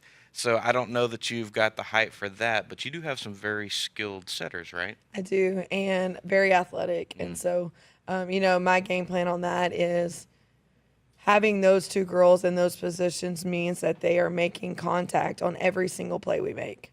And so one of them is touching the ball every single possession. And so putting the ball in their hands in those moments in order to make the plays sets us up for success. So a lot of your younger ones, you mentioned they're playing year-round. A bunch of them competed this last summer in some 2-on-2 beach volleyball. Yeah, they play some beach volleyball. So what's that all about? So that was new. You know, we play club. They play club throughout the winter months into the spring. And the club that we play for, LCVA, it's our local club. And Kathleen Flowers started 8 years ago, and Amanda was wanting to play year-round. And we have quite a few teams. But last year, we kind of started talking about wanting to do some sand, and they were like, y'all want to try it? And we're like, sure. So we had about 8 kids that were kind of like the guinea pig group, and we played a lot of tournaments. They played in Galveston, and we had a few that qualified. Adrian Bella, they got to go to Florida. So it was fun, you know, and I enjoy them playing sand because if you can jump and train in the sand, it correlates over onto the floor too as far as jumping ability, because moving in the sand is hard. Yeah. And then when you get on the court, it's like, whoa. So that means if I can't jump in the sand, I probably still can't jump. not on the sand. On the court. Oh, but I'm going to tell people I could jump. Yeah. It's just sand. It's That's sand. what's That's getting why. me right there. That's it. That's all. Let me do a heat check here. Mr. Ewing's our producer today. What time are we at, Mr. Ewing? 10 minutes. Okay, so I love the halftime show. If you're watching this halftime show, there's a very good chance that you may understand that I have ran to the restroom at this time during the football game. This is my time to shine, to get a break. Yeah, there we go. About 2 minutes left, Coach. The future bright for Lady Panther volleyball, yes? Yes, I definitely think so. And even this season, like, you know, we've been working every day. Our motto is, did you work hard today? And so we're correlating that not only on the court, but in everything they do in their life. And we're carrying it into the classroom and into the hallways and into their home life, helping their parents with chores and preparing for life after high school. And, you know, taking those things and developing the mindset and the mental toughness that comes with those things, getting through the adversity and the moments, like even in some of their honors classes and things like that, the rigor has increased, and you can do it mentality. I'm going to work hard and do the best I can and overcome these circumstances. And how does that translate into their game? You know, we're sitting 8-8 right now in preseason with the varsity, which is good. We went to Wimberley and competed. It's a huge tournament with a lot of solid volleyball teams. Some of those teams make state runs, and, you know, not only do we get to go out there and have team bonding and enjoy a trip together, but we see good volleyball in the process. And we finished 20th out of 34 teams, which was good. Disrespectful. In the Tarkington tournament, we played some really good volleyball too. We went undefeated day one, and in our bracket, we struggled day two, but it was in a very solid pool of good teams. We were in with West Fork and Lumberton and Hardin. And then Saturday, we came in bracket pay and went undefeated again. And so it's just, you know, getting them past that. I'm trying to teach them right now the ups and downs, the roller coasters, and how very small moments have long-term impacts. We've lost a lot of games by 2 points, 26-24, 13-15. You know, at Wimberley, that was the difference between being in the top 10 or being in 20th. You know, and so that 2 point difference had that huge impact. And so how can we get on a constant and even an uphill and even a constant and an uphill and stop dropping down into the valleys mentally, playing up and controlling the pace of the game, not playing down to the opponent. Sometimes when the opponent is weaker than us, it's just natural instinct that you play lower level, but it's teaching them to stay up there and to push through that and to face the pressure, putting in pressure situations and practices. So that'll correlate into games, the focusing, the hitting the shots, to doing all of those things. And what kind of success will that set them up for? I highly anticipate to be very successful in district. You know, obviously a playoff run is what we're looking for. Starting district when? We start district not next week, but the week after. So it's a Tuesday, Okay. And we open up with Tarkington. Awesome. Great words from Coach Anderson, the Liberty High School head volleyball coach. You have been watching the halftime show on the Panther Sportz Network. It's your time to shine. DeAndres, tell us what they've been watching one more time. The halftime show, baby.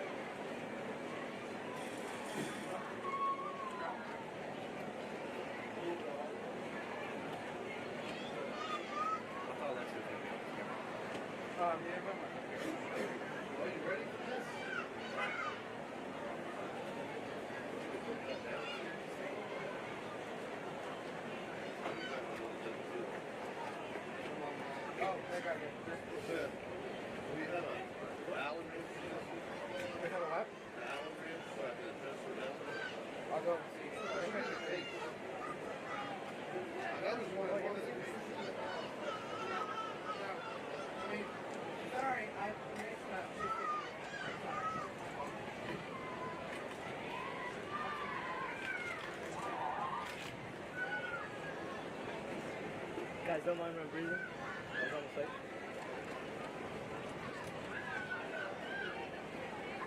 Holy smokes. Howdy. Pretty good? Great camera. Let's see. Yeah. Oh, let me. Oh, smokes. I think it's Hold up on yellow, we're adjusting the camera.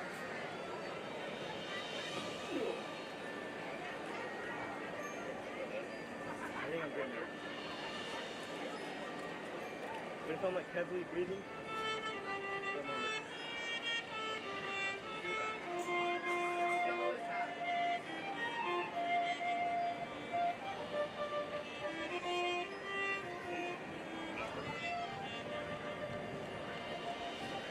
If y'all hear me accidentally burp, I had a drink without pepper.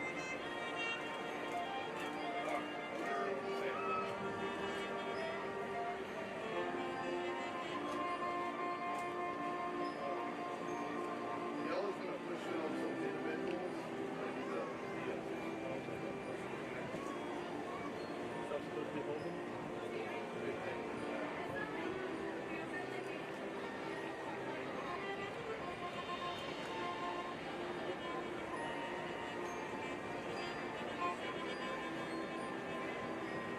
Like, see if my button's green, so we need that button. Basically, this is on clear. So do I do this or what? My button right now.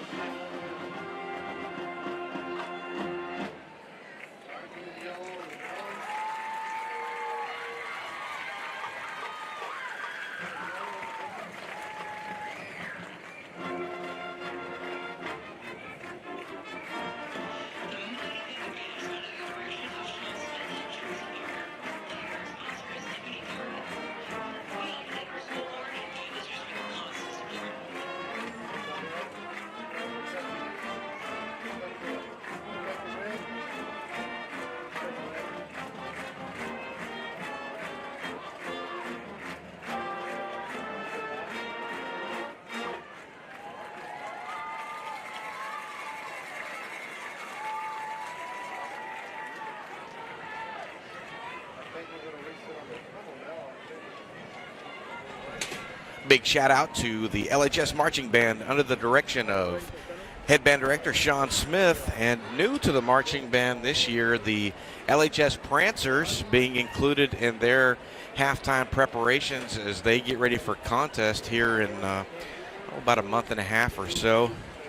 LHS Prancers under the direction of Lauren Key, and we're trying to make a priority to carry our Prancers and band whenever we possibly can as part of our halftime business.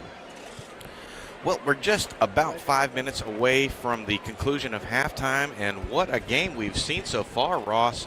Liberty leading 6-0, and it was Frankie Mares in the second quarter hooking up with Connor Geezy on the long touchdown strike on 4th down, no less. 4th and extremely long.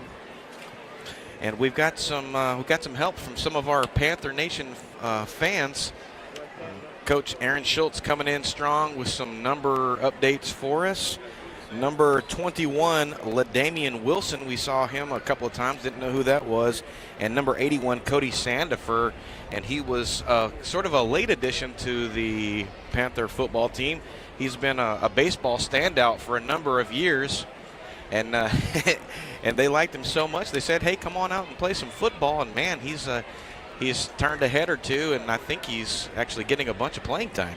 You have to excuse me, Joe. As you were talking, I thought, man, you were spitting in my face, but getting hit with some drizzle. Well, I could have been spitting on you. I just had some popcorn, so who knows? Yeah, that was very good popcorn from the Lions Club. Thank you for that. Although I'm going to have a hard time talking. Number 32, Scotty Gilmore, and number 74, Noah Aguilar, the other numbers that we weren't sure who they were. And you said it earlier, as the season begins, sometimes you're going to have some additions and some subtractions and some number changes, and I think they're probably where they're going to be now. I know the coaching staff always looking for multiplications when it comes to personnel. Well, both teams on the field warming up in preparation for returning through their respective tunnels. And we're going to get, hopefully, another great half the way we saw that first half. Our producer, Richard Ewing, really kind of making the point to us off air that, man, this Panther team has been really fun to watch. A lot of energy. Some mistakes, but again, this is the game number one. What team's not going to make some mistakes? Look, Joe, I know that you don't make mistakes, well, so it's hard for you to relate, but I try everybody else, I try not to advertise that. mortals. That's right. I try not to advertise that. Coach Kedrick Harrison in his first game of his young head coaching career. If you didn't get a chance, go check out our LHS-AV YouTube channel.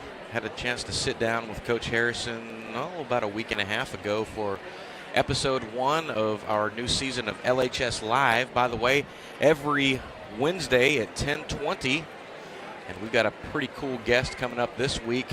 Our esteemed Superintendent Dusty McGee will be with us this Wednesday, and then in a week and a half, the next Wednesday, I believe we're going to get a great visit from our Liberty County Sheriff, Bobby Rader. That'll be good to catch up with both of those gentlemen. What summer? Well, I guess. Yeah, exactly. You were in La La Land trying to figure out your car situation, and meanwhile, you don't talk to me, you don't text, you don't call. I'm pining by the window, just hoping my heart glows that the phone rings and I'm going to see Ross Norwood on there, and then I get nothing. Well, I don't call you because you never answer your phone, Joe. Well, no, you dance back into my life like nothing's happened with nothing. I tell you. Exactly. No, it's crazy, Joe, because over the summer, I ran out of dish soap, the old Dawn dish soap. Did you know? You're about to hit me with a Dawn dish soap story? Get out of here with that. No, but did you know now they have a new and in somebody's mind improved scent? Okay, what's the scent? Easy. What's the scent? Who cares? Okay. Who wants their dish soap scented? Well, I don't know. I just don't understand it. I don't know. Well, here's what I do know, Ross. We had some great young talent on our cameras in the first half, And now they are making way for the next crew of camera operators. The Liberty Panthers coming back onto the field. And just under a minute to go before we start this second half. Big shout out to London Whitney, Addison Fisher, and the rest of our characters who were on cameras and that were in the trailer, and now that they've switched out. I just don't understand it, Joe. Go down to the supermarket, all jazzed about getting some new soap, and now they've added a scent? Well, I think you're, I don't know what you're doing right now, but it's bothering me. Good, and it's working. it's definitely working. That's a design, that's a feature, not a bug. Okay, well, all right. I will, I'll give you that. You would like a scented dish soap. Well, yeah. Oh, and I almost forgot to mention Ray Harwell, our other camera operator. Did a fine job for us in the first half. Liberty Panthers set to receive this second half kickoff. And just like we do every season, Ross, I'll make way for your play-by-play in the second half, and then I'll try to pick out numbers and frantically point at things that you don't understand what I'm doing, the same way that you did to me in the first half. You're watching Liberty Panther football on the Liberty Panther Sportz Network. Joe Roberts, Ross Norwood. Here we go with the third quarter. Liberty leading 6-0, Ross. Coldspring set to kick. Jason Whitcliffe back deep. And this is a short kick. It is fielded on the bounce by number 21, Ladanian. I can't read your handwriting. Yeah, that's terrible handwriting, that's for sure. Ladamian Wilson.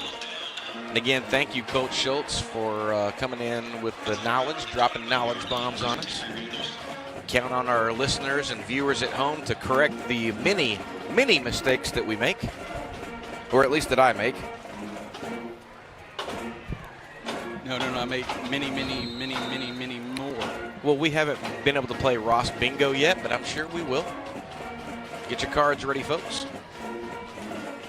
Liberty comes out. They'll have the ball at their own 25-yard line, moving right to left. Man in motion, Whitcliffe. Ball going to be handed off to Fowler. Fowler goes straight up. He is stood up at the line, and we'll see if he got back to the line. They're actually going to give him a couple of yards there. And that was DeCorin Barnes with the stop for Cold Spring. And both teams being very cagey along the line as far as the defensive stops go. And that's about all I can offer you there, Ross. Mares has the play, goes back into his huddle as the clock is at 11:22, 6-0 Liberty. Liberty's touchdown coming with 8:50 left in the first half, almost at the second half. Out of the shotgun, man behind, hands off to Fowler. Fowler cuts through the line, and he is going to pick up another 3 or so yards.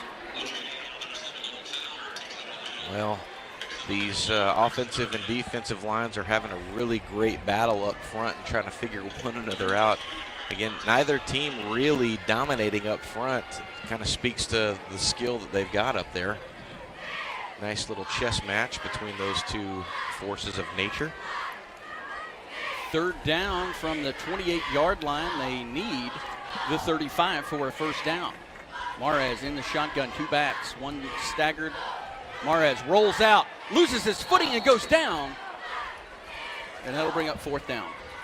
Kind of a self-inflicted sack there. Xadrian Roberts probably going to get the credit for that. He's the first one to touch him. So it'll be a loss for Liberty as that ball goes back to their 20, wait, where is, oh, there it is. 23-yard line. As Liberty will punt, deep man. The punt is off as it comes back over the middle of the field now to the near side, and it is going to roll dead inside the 45 of Cold Springs. It is killed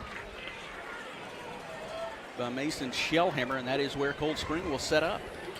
We'll get another look at this Panther defense moving onto the field. Number 63, Jay-Sean Godfrey, the anchor in the middle. Keenan Clevenger, Mason Shellhammer, Jason Wycliffe, all out there making a name for themselves on the defensive side of this ball. Ball's going to be spotted on the near hash mark at the 44-yard line for Cold Spring. Rowe with a back behind him. He takes the snap. He is going to hand off. This is Parker. Parker has it, cuts around, gets over the line. He's still on his feet, gets up to the 50. And a nice pickup on first down for Tyja Parker. And he is one tough runner. Leighton Shellhammer leading the stop for the Liberty Panthers. And I was going to mention this earlier. Rowe, the quarterback for Cold Spring, the son of Randy Rowe, who's on the coaching staff there, longtime former athletic director in the area. Rowe in the shotgun, Parker behind him. Get the ball, another handoff to Parker. Parker going to try up the middle. He's got it. He's got a first down. He's still on his feet. He's across the 40, the 35 before slipping down at the Liberty 34-yard line. Well, the Liberty Memorial Stadium grass field coming in hot for the stop there. Most likely would have been able to break through for the touchdown had he not slipped. Ball on the first hash. On the far hash mark at the 34-yard line of Liberty. Rowe again with a man behind him. 3 wide receivers on the near side. Rowe fakes the handoff. He rolls out to his left, and he's swallowed up behind the line. And that'll be a loss on first down. I got to tell you, Ross, without the old binoculars, it is incredibly hard to see over there as they move away from us. Now you see what I went through. The Liberty Panthers did a great job of finding Rowe in the backfield. There's that ball now at the 36-yard line on the far hash mark. 3 wide receivers on the near side, 1 on the far. Rowe drops his hand, gets the snap about number high, drops back, throws a strike right to his receiver. It is caught. He is taken down immediately, and his receiver, Landon Ellisor. That was Jason Wycliffe on the stop there. And I failed to mention Pepper Dubose was the one over there leading the charge in that previous stop in the backfield. Third down as they move the ball down to the 30, what do you call that, the 33-yard line? Call it 33. I was pretty generous with halves and such. So I think they'll forgive you if that's what you have to say too, Ross. About 8:26 to go here in the third quarter. Liberty leading 6-0 over Cold Spring.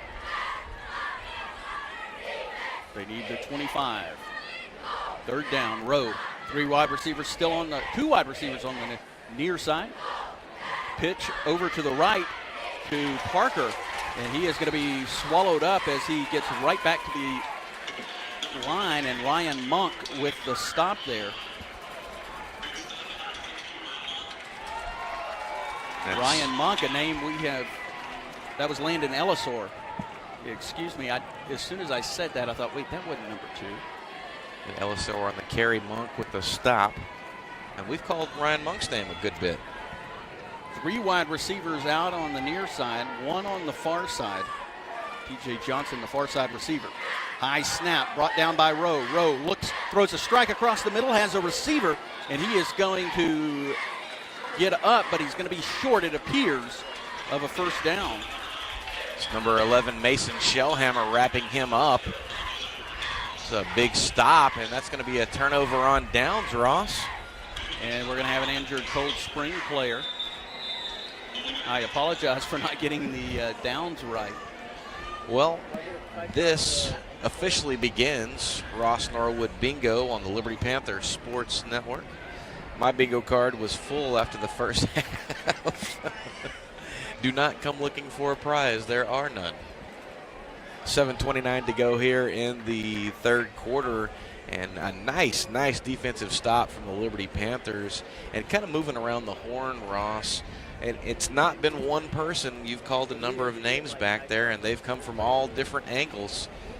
Kind of a hallmark of a defense when they can disguise things and they can attack you from the corner and the safety spots, the linebackers. They've showcased a pretty stout defensive line. Tyga Parker ran wild last year, and he's had a couple of nice runs, but so far, nothing that kind of stands out to me tonight. And I'll knock on wood right now. I know you hate it when I do that. Liberty will start this drive from their own 26-yard line. Mares with Fowler behind him. 2 wide receivers on the near, 2 on the far. Snap, about belt high. Fakes the handoff to Fowler. Throws to Whitcliffe on the left side, and in and out of his hands as he had to leave his feet.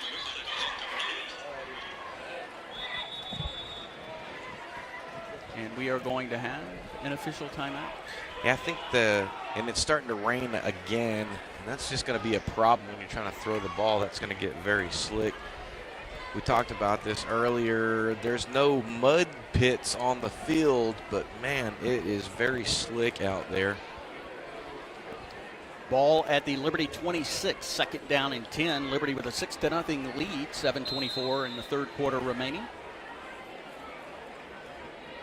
Huddled up at about the 20-yard line. Mares tells them what they're going to run. Get back to the line. 2 wide receivers, Whitcliffe and Geezy on the near side. Mares off to Fowler. Fowler goes forward up to the 35-yard line where a stop. He'll be short of a first down, but it'll. That Liberty offensive line, road grading for him there. And that's kind of what we've been seeing little glimpses of and hoping to see much more of as this game progresses and certainly the season progresses. That offensive line coming together and beginning to work as the big unit that they are. 3rd and short from the 35-yard line. They get tight, and Mares is going to sneak this ball. He's still on his feet, and he is going to pick up the first down as he is taken down at about the 38-yard line. Well, that was a nice play from Liberty. Ross just bulling up that neck and just getting in there and finding the first down yardage. 1st down and 10, a big pickup for Liberty as their offense will remain on the field, a little heavier than a mist falling. Offensive coordinator Clayton Smith out there sending in the play for Mares. And I probably should have said Andy Garza, the defensive coordinator, with the fine calls that he's been doing so far on defense for the Panthers. Whitcliffe goes in motion, comes in front of Mares. Mares hands it off to Fowler. Fowler pounds forward, and he'll be taken down on first down at about the, what is that, the 44-yard? They're going to give him the 43. Yeah. A nice run on first down by Logan Fowler. I know somewhere Neil Thornton is smiling the biggest smile ever. He loves the sort of foot-to-foot run up the middle. They're not exactly foot-to-foot, but he definitely loves the ground game. By the way, we miss you, buddy, if you're listening. And if you're not, I still miss you. Under 5 minutes and 30 seconds left in the third quarter. Mares with Fowler to his left. He is going to design run this ball, and he gets it up to the 45-yard line. Little quarterback power right there. And I expected that as this mist keeps coming in and getting a little stronger, they'll probably stay more on the ground, both teams. And it's only a 6-point lead, very tight ball game. So some personnel changes. Joe, to kind of talk about what you just said, it looks as if they're getting a little bit bigger, getting some of the receivers out, and not in a hurry to get these plays off. It'll be 3rd down from the 45, and they will call a timeout. Liberty's first timeout of the second half. They lead Cold Spring 6-0 back after this.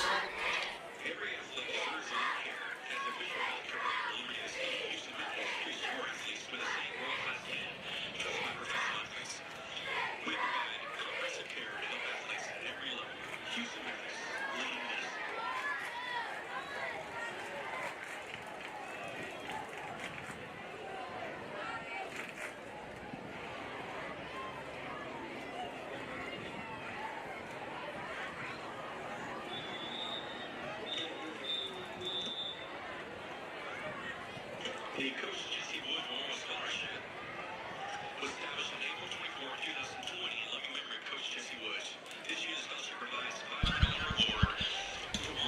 4:39 remaining in the third quarter. 6-0 Liberty. Third down for Liberty, ball at their own 45. Maraz going to hand off from under center to Fowler, and Fowler is going to get the first down before falling to the ground. Little tough piece of running right there from Logan Fowler. Kind of tricked me just a little bit. They've got the stripe down their pant leg, and I thought he lost the football. It blended in there. Ball at the Liberty 48-yard line. I didn't get the Ross Norwood uniform descriptor, so it really got me. Come on, Ross. We'll go with that excuse. Okay, let me have my cake, man. Clock continues to run as it started after the first down. First down and 10 from the Liberty 48. Maraz comes back under center. Fowler dotting him in the back. Another handoff to Fowler. Fowler wrapped up around the neck, and he is still on his feet as he's going to pick up about 2 yards there. Well, it's either a yard or 2 yards. It depends on one line judge has it. Now it is going to be a 2-yard pickup. Ball at the 50-yard line. Looks like Caden Barton right there with the stop for the Trojans. I think came up kind of grabbing his hammy. Clock running. A little cramp there. Under 3:25 in the third quarter, a 6-0 Liberty lead. Ball at the 50-yard line. Liberty breaks huddle, gets back to the line. Maraz under center. Takes the snap, another handoff to Fowler. Fowler swallowed up behind the line. It'll be a 2-yard loss as he goes back to the 48. DQ Gray with the stop. Yeah, they're definitely in their power set right now, and must have been a little overload on that side of the line. Gray got in there extremely fast. Loss of 2. Brings up a 3rd down and 8 for Liberty. Clock under 2:40. Liberty on the road next week. We'll be on the road with them. I feel like we'll be on the road all year. We'll be on the road a good bit. 6 times this year. Maraz on the shotgun with a man to his left. Drops back, throws, hit, and connects with Wycliffe, who gets 1 foot in bounds. It'll be a first down for Liberty. Well, that was perfect timing. Maraz stayed as long as he could before he released that ball.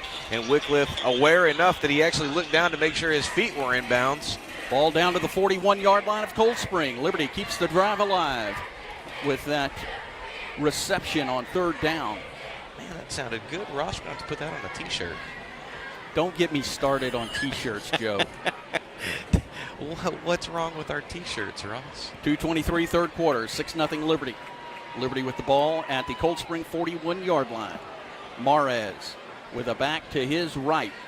Takes the handoff, and he is going to keep this ball, pulls it down. He's still on his feet. He's got a first down and more as he will get taken down at about the 32-yard line. Excuse me, that is the 27-yard line. 27-yard line. Well, that was a little confusing. I thought I heard a whistle. I did too. And I thought the play had stopped. I'm glad that he didn't think the play stopped because that was a big pickup. A big run on the keeper for Maraz. A fresh set of downs, first down and 10. Ball at the Cold Spring 28. It looked like this drive had stalled out. And that previous reception breathing some new life into this Panther offense. Clock ticks under 2 minutes in the third quarter. Geezy, the near side receiver for Liberty. Maraz takes a snap, hands it off to Ladamian. I can't read your handwriting. Don't Wilson. try. Don't try to read it. That's a freshman. Wilson brings it down inside the 20-yard line. It looks like they're spotting it at the 19. Yeah, Wilson with some speed there, got over the left side, picked up 8 yards on the carry. Got spilled at the last second, but man, looks like he has a bit of a motor on him. Maraz to the huddle. Barks out the play. Wilson will be the back behind him. Geezy on the near side. Ball going to be handed off to Wilson again. This time he breaks away. He's still on his feet across the 15, and he is going to go down inside the 15-yard line at about the 11-yard line. Ball comes loose, but he was already down, and it'll be another first down for the Liberty Panthers. Well, Ross, get your quarters ready. Some pinball over there. Wilson bopped out there, and it looked like he was going to go down, and he just kept on bouncing off Cold Spring defenders. Some tough running. Ball marked down on the near hash mark for Liberty. First down and 10. They can get a first down. They need the 1 as they wait for Liberty to come to the line. 51 seconds in the third quarter. 6-0 Liberty. Mares with Wilson behind him. He is under center. Tosses this to the right to Wilson. Wilson is going to be swallowed up behind the line. It'll be a loss for Liberty as they go backwards. Well, that's what a loss would mean. Well, that was probably one too many times in the well there. Back-to-back runs from Wilson. And the law of averages, they were bound to figure that one out. But the most important thing is they still have the ball, and they are chewing up this clock. Second down and 14 for Liberty. And they actually, well, now they're going to have to run a play before they kill the quarter. Mares comes up under center. Wilson behind him. A handoff to Wilson. Wilson shifts his feet, gets through the line, and he is going to get back to the original line of scrimmage. And that'll bring up a third down. And that will be the third quarter after 3. Liberty with a 6-0 lead on the Panther Sports Network.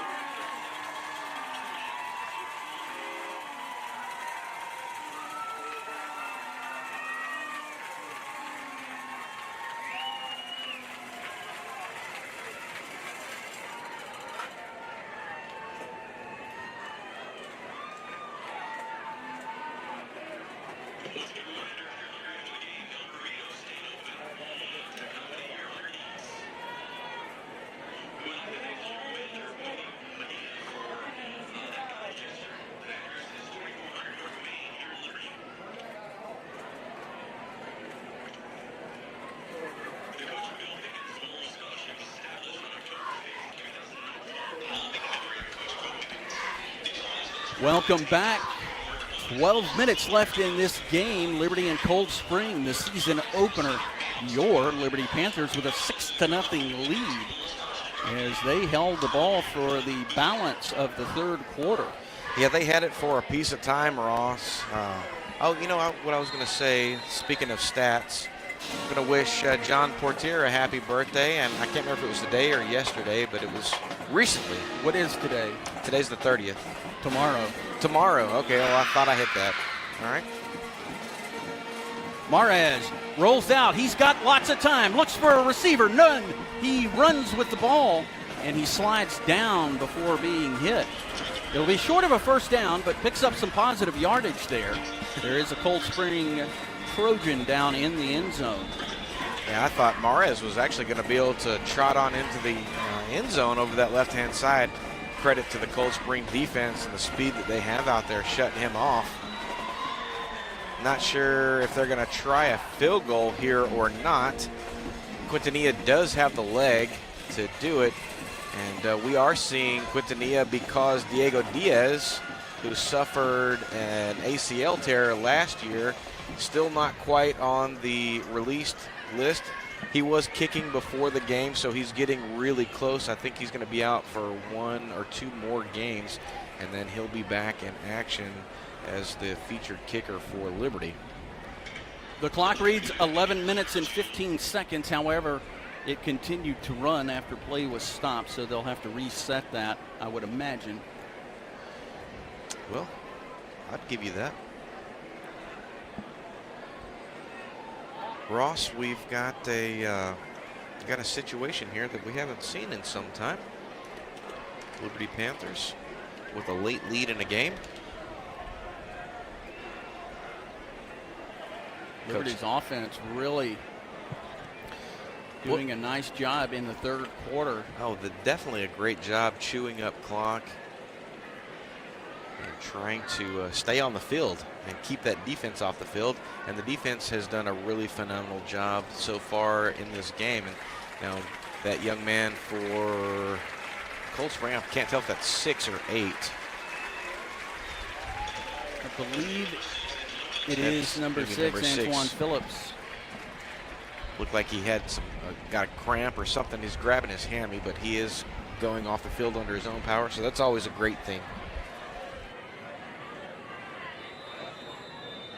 Clock will wind. They do not reset the clock. Liberty needs the 1 yard line. Ball is at the Coldspring 8. Snap. Pressure from Mares. Mares throws. Intercepted in the end zone. He's going to run it out of the end zone, and he is still on his feet, going to be taken down about the 10-yard line. Well, that was just a bit underthrown. The receiver over there had the defender beat, and he just didn't get enough sauce on it there. Had some Coldspring Trojans in his face, Mares did. I could not see who made that interception. But the ball, they're going to say now at the 11-yard line. Well, actually, I have it at the 10 still. I heard public address announcer say 11. So it'll be 1st and 10, Coldspring. David Rowe going to come back and lead the offense for the Trojans. As the play moves under center, pitch the ball back, and I can't see, I think that was Landon Ellisor. He's going to get a couple of yards there. And, well, more than a couple now. It looks like maybe 3. They just kept moving. Clock is running. Under 10:35 remaining in this game. The season opener, Liberty with a 6-0 lead. They scored their touchdown with 8:50 in the second quarter. Rowe under center again. This ball going to be pitched back to the Trojan. He stays on his feet, and he may bang out a few more yards. Looks like 3. So that's more than a few. Well, maybe I thought a few was 3. Getting off the ground, Jayshon Godfrey with the stop there for the Panther defense. Big 3rd down for the Panther defense. If they can get a stop here as the clock has continued to move. We're under 9 minutes and 50 seconds. Yeah, definitely, if they can get a stop here, forcing Coldspring to punt the ball. They're getting foot to foot now. Rowe fakes the pitch, hands off inside, and they're going to get the 1st down or close to it. They're going to give him forward progress. He's taken down after getting up to the 22-yard line. Well, this is the offense that they're going to go to as the Robin to the Batman. Coach Stanley loves that spread offense, but he will come back to that wing tee, that slot formation where they get foot to foot and do a lot of misdirection in the backfield. Ball is at the Coldspring 22-yard line. Rowe pitches this ball back to his runner. He comes across the field and to the near side before being taken down. And that was going to be Caden Barton, the ball carrier. Jason Wycliffe coming through and spilling him after a very short pickup. Clock runs, 2nd down. Mason Jordan hustling off the field there. 2nd and about, what, Joe, 7? Yeah, looks just about right. Back to the line, Rowe under center. Tight set. Hands off inside again, and this time he is stood up after getting about 4 yards, and that is going to be TJ Johnson, the ball carrier for Coldspring. Oh, that was a big lick right there. A very big lick from the Panther defense. Ball up to the 30-yard line. Clock moving, 3rd down. About 3 to go for Coldspring to get a new set of downs. Late personnel switch here for the Trojans, and we're going to have to get a timeout here.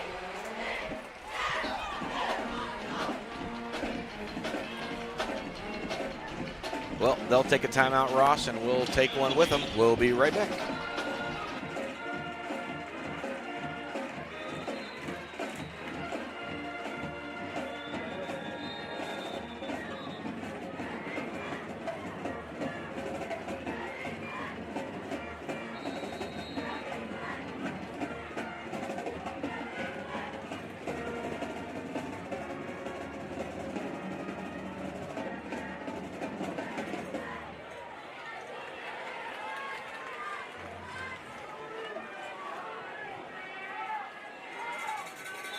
3rd down and 3 as Coldspring comes to the line after the timeout, and immediately Liberty calls a timeout after seeing their personnel. 7:38 remaining in this game. Liberty with a 6-0 lead.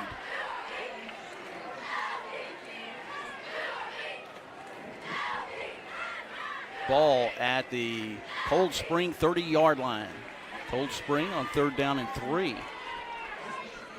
The story of the second half has been ball control by Liberty. They held the ball for the balance, 2 possessions, and they ate up a pretty good portion of that clock. Yeah, both of these offenses are some clock killers with their ball control with the ground game. And, man, I'm concerned. I'm concerned that we're going to chew up a whole bunch of clock with just a 6-point lead, and then whoever has the ball last may be the princess of the ball, as it were.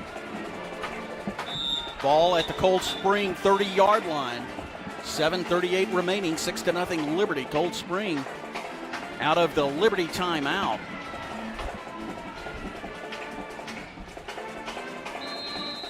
Rowe, the quarterback for Coldspring, breaks the huddle. Again, under center, a tight set. Fakes the pitch, hands off inside. Barton on his feet, he shoots the Panther. He is across the 40, the 35, 30, 25, 20, 15, touchdown. Now, that is not what the Liberty Panthers needed right there. A great bit of running from the Coldspring running back. And once he broke that second line of coverage, he was off to the races, and I don't think he was ever going to get caught. No flags on the play as Coldspring ties it 6-6 with 7:26 left in the game. That was the biggest offensive play for Coldspring in this one.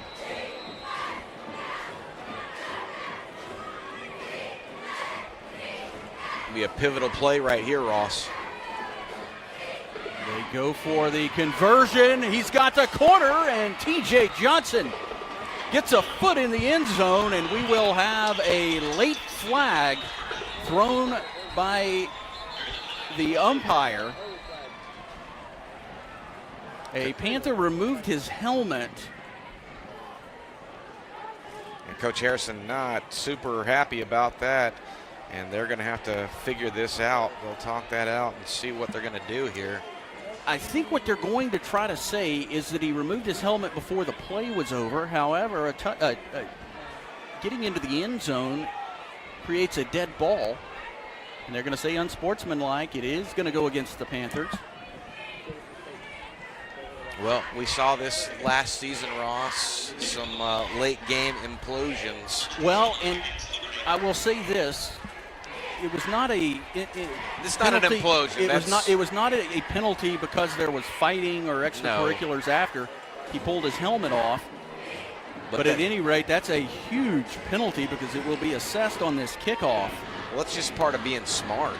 You cannot, as it were, shoot yourself in the foot, especially in a tight game like this. And hopefully the situation on the other end of the field where they were knocking on the door and then threw the interception does not come back and haunt them. Well, they trail for the first time in this game, 8-6, 7:22 remaining. Liberty with 1 timeout remaining. Coldspring with 2, although Coldspring not in any hurry to see the clock stop. So a 15-yard unsportsmanlike conduct penalty is assessed. Neil Thornton watching the game. He was watching, giving us a shout out from Durham, North Carolina.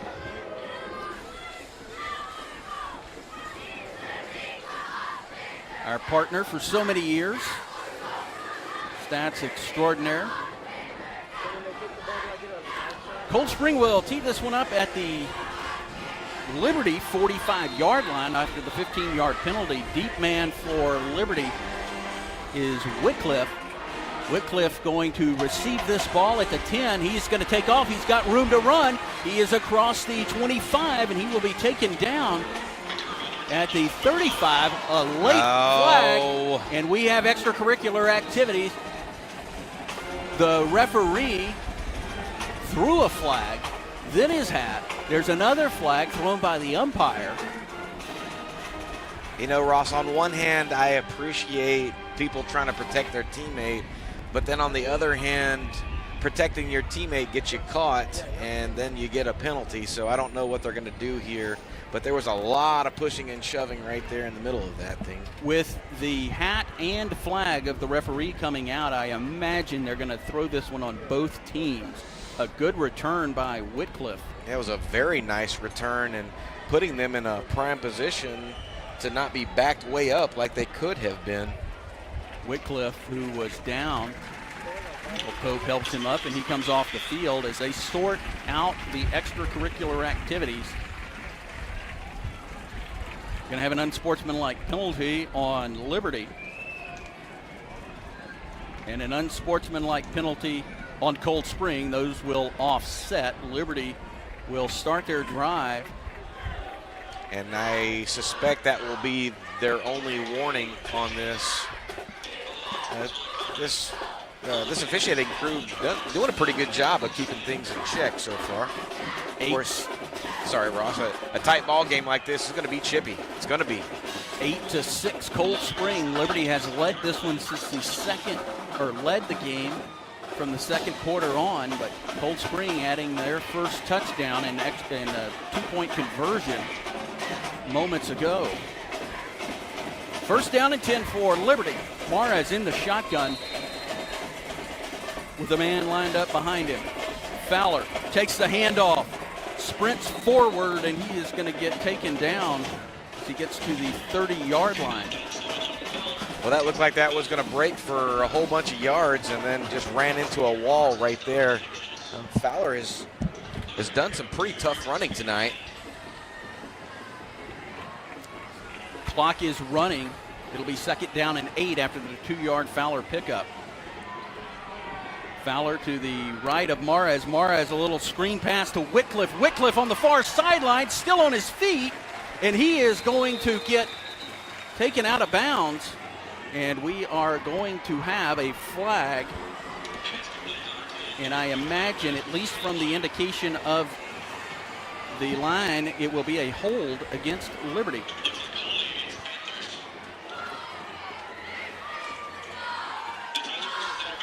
Well, we're getting late into this game, Ross, this fourth quarter. And so far, I've really enjoyed what I've seen from the Panthers. Going to be a couple of things that they're going to have to fix in this week and the coming weeks before they begin district play. Got a pretty big district this year. They're only going to get 4 non-district games, or 3? I'm going to have to look at the schedule on that. Not many of them before they start district play. Second down, 23 to go for Liberty. Mares with the snap. He is going to hand off to Fowler. Fowler gets across the line, tripped up and taken down. He will get back to close to the original line of scrimmage. They are going to give him the original line of scrimmage, and it'll bring up a third down. I want to give a shout out to former Lady Panther soccer coach Michael Neely, checking in from College Station, watching the game. Clock continues to run as Liberty huddles. Liberty trails Cold Spring 8-6. Under 5 minutes and 50 remaining in this season opener. Mares sends 3 wide receivers on the near side. He drops back, looks to the near side, throws. He is in and out of the hands of Parker Balch, who was covered like a glove. Well, that had some distance with all this rain, almost a rainbow, not quite. It was going to be a tough sell to catch that ball. It is, I'm not prepared to say it's really coming down, but it is missing quite a bit. On 4th and 11, Liberty going to send out their punt unit. They trail Cold Spring 8-6, but are deep in their own territory.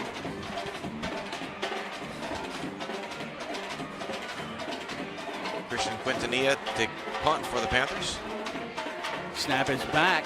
Kick is off with pressure in his face. It is a beauty as it is going to roll Liberty's way and inside the 30, and it will be marked dead at the Cold Spring 28-yard line. Mason Shellhammer. The Coldspring Trojan defense getting in there, almost got a piece of that ball. Fortunately, Quintanilla able to get rid of it. And not a bad little punt, took a great Panther bounce. 5:27 remaining in this game. Liberty trails Cold Spring 8-6. Liberty really going to have to go to work here defensively to get off the field quickly. Both teams trying to kill clock. Liberty 1 timeout remaining. Rowe pitches this back to Johnson. Johnson is going to move forward up to the 30-yard line. Ryan Monk again leading the Panther defense. Jay-Sean Godfrey right in there. Brody Rawlinson in on that. Brody Rawlinson, Ryan Monk, cousins. I was going to say it's a cousin attack. Yeah. Clock now moves under from the Cold Spring 30, about 8 to go.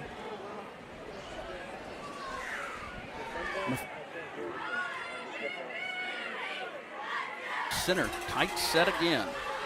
Fakes the pitch to Johnson. He's going to hand off inside. Do not see the ball carrier's number, but he gets up to the 33-yard line. This is number 9 on that. Looks like Caden Barton.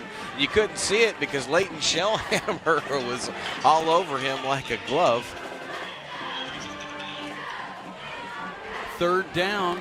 It's really starting to come down a little harder now. Clock running. Cold Spring has the play. Rowe breaks the huddle. Ball on the near hash mark.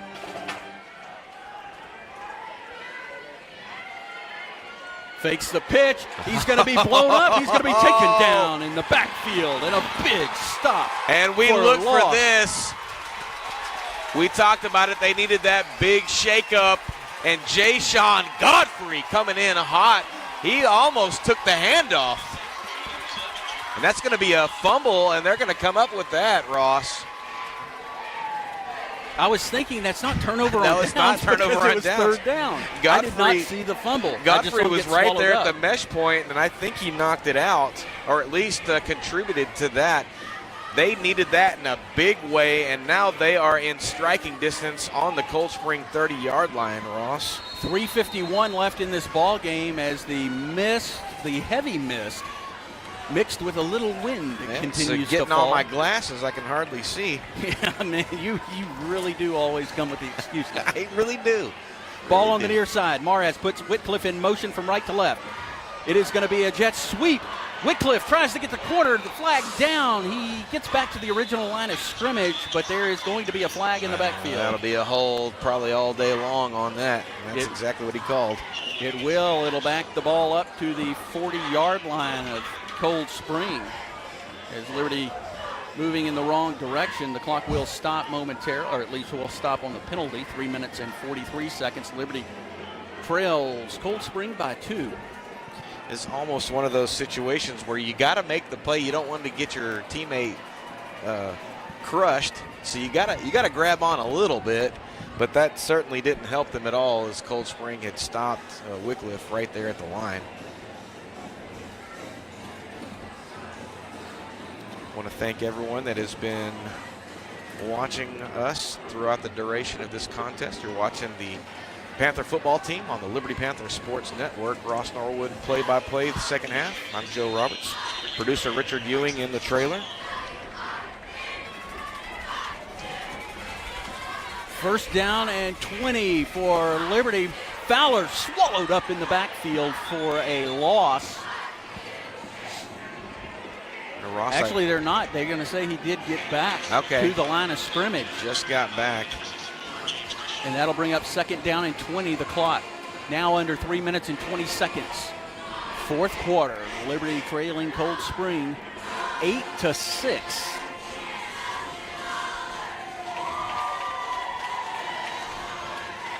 Back to the line. Mares.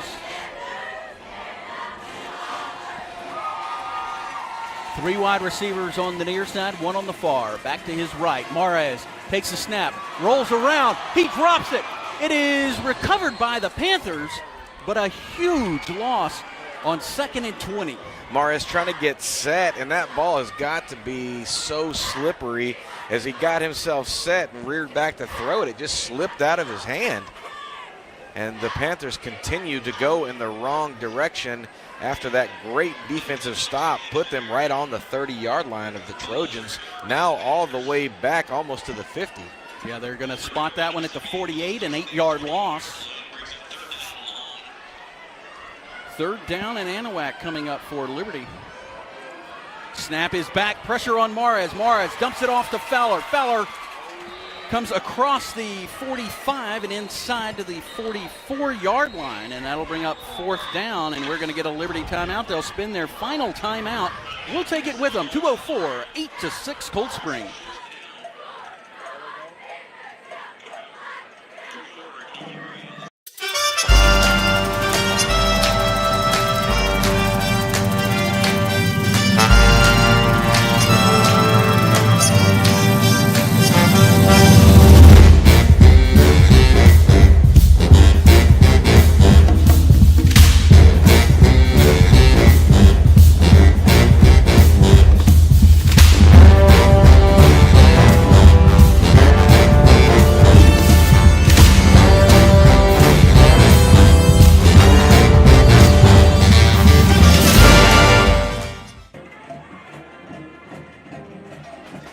Welcome back, season opener. Liberty trailing Cold Spring 8-6 with 2:04 left in this one, and Liberty presented with a 4th down and 20. I like how you said that. Presented like they won an Academy Award. Ball at the Cold Spring 48. Mares in the shotgun on 4th down. They bring pressure. Mares hit from the blind side, loses the football, recovered by Cold Spring. And that should just about do it. Joe, did you get a number? That looked like number 4, T.T. Parker, coming through there, and he was unblocked right away and got in there in a hurry. Mares never saw that coming. And I think Liberty, they got one more timeout. No, they are out of timeouts. So that is probably going to be enough for Cold Spring to run this clock out. Cold Spring will start this drive at the Liberty 49-yard line. Well, I got to tell you, Ross, no matter what happens in 1 minute and 59 seconds, these Liberty Panthers looking pretty good, looking exciting, and I think on the precipice of something really wonderful. Coach Kedrick Harrison in his debut as the Liberty head football coach and athletic director. Well, he debuted last season as that at the end of the year. That's what I mean by that. But anyway, he's going to have some things that he's going to be able to take away from this contest and just really hang his hat on. And there's going to be a couple of things that they're going to have to work through. And some of the mistakes tonight that were weather related. I mean, it's tough to hold on to a slippery football. It really is, and they have played a very tough ball game. Cold Spring taking a timeout, 1:59 left in the ball game. Liberty trailing 2. Now, Liberty has forced a couple of turnovers on Cold Spring when they've come on the ground. It is not out of the realm of possibility that Liberty could force a turnover, although Cold Spring will be truly protecting the ball. That makes it sound like they weren't in the earlier times. Just carrying it like a loaf of bread. The band playing, the prancers dancing, the cheerleaders dancing along. Big cheerleading squad this year. Rowe pitches this back to Parker. Parker going to run off to the right side. He is going to be taken down after getting a fairly big gain. And this is going to be important here as tempers have risen, but they get in and break it up before any harm is done. Clock will continue to roll.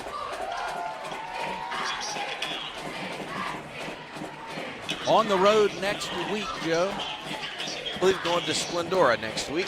Be another 7:30 game time. It's been a few years since Liberty traveled to Splendora. It has been. Splendora moving up to 5A this season.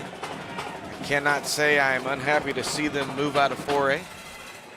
row, pitches this one back to Barton. Barton spins over the line, and he is going to get down close to the first down. They're going to spot it at the 40-yard line, and that should be enough for a first down. Nope, it's going to be a yard short. Hard to see from this angle. That's what I'm going with. Well, once I wiped the rain off of my glasses, my vision cleared up significantly. And don't forget to tune in on Wednesday at 10:20 for LHS Live. Be with Superintendent Dusty McGee. 3rd and short. Liberty cannot stop the clock. They trail Cold Spring 8-6. Cold Spring still running on 3rd down. Parker bounces outside. He comes across the line, and he is going to pick up a first down before stepping out of bounds. And that first down will effectively do it for the ball game. Once they get set there, they won't even have to run a play. They will. Oh, yeah, they will will, because he went out of bounds. You're right. They will have to run one play. See, that's what happens when I go off script. First down and 10 from the Liberty 39-yard line.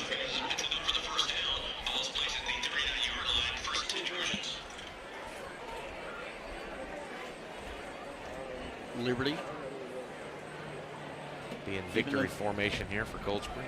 Even though they're going to come out on the short end of this one, they have a lot to look forward to, as this one is going to be over. The players leaving the field as they'll line up to shake hands as the clock continues to wind down. And tough one to lose. Well, it is tough to lose, but compared to the performance last season against the same team, much improved from the Liberty Panthers, both offensively and defensively. Coach Kedrick Harrison, not the result he wanted in his debut, but certainly, like we said earlier, he's going to have things that he's going to enjoy looking at, and there's going to be some things that they're going to have to work on, Ross. It seems, though, Joe, to me that there are far fewer things that'll be on the list to work for versus the things that you're proud of. And these Liberty Panthers, really a good showing. Unfortunately, in a loss. Joe will be in Splendora next week and going to rack up the frequent flyer miles this year with Liberty more games on the road than they do at home. That's going to just about do it for us in the first game. The unhappy final, Liberty 6, Cold Spring 8. We will be back with you next week in Shepherd. Nope. In Splendora. In Splendora. That's the first of many confusions there.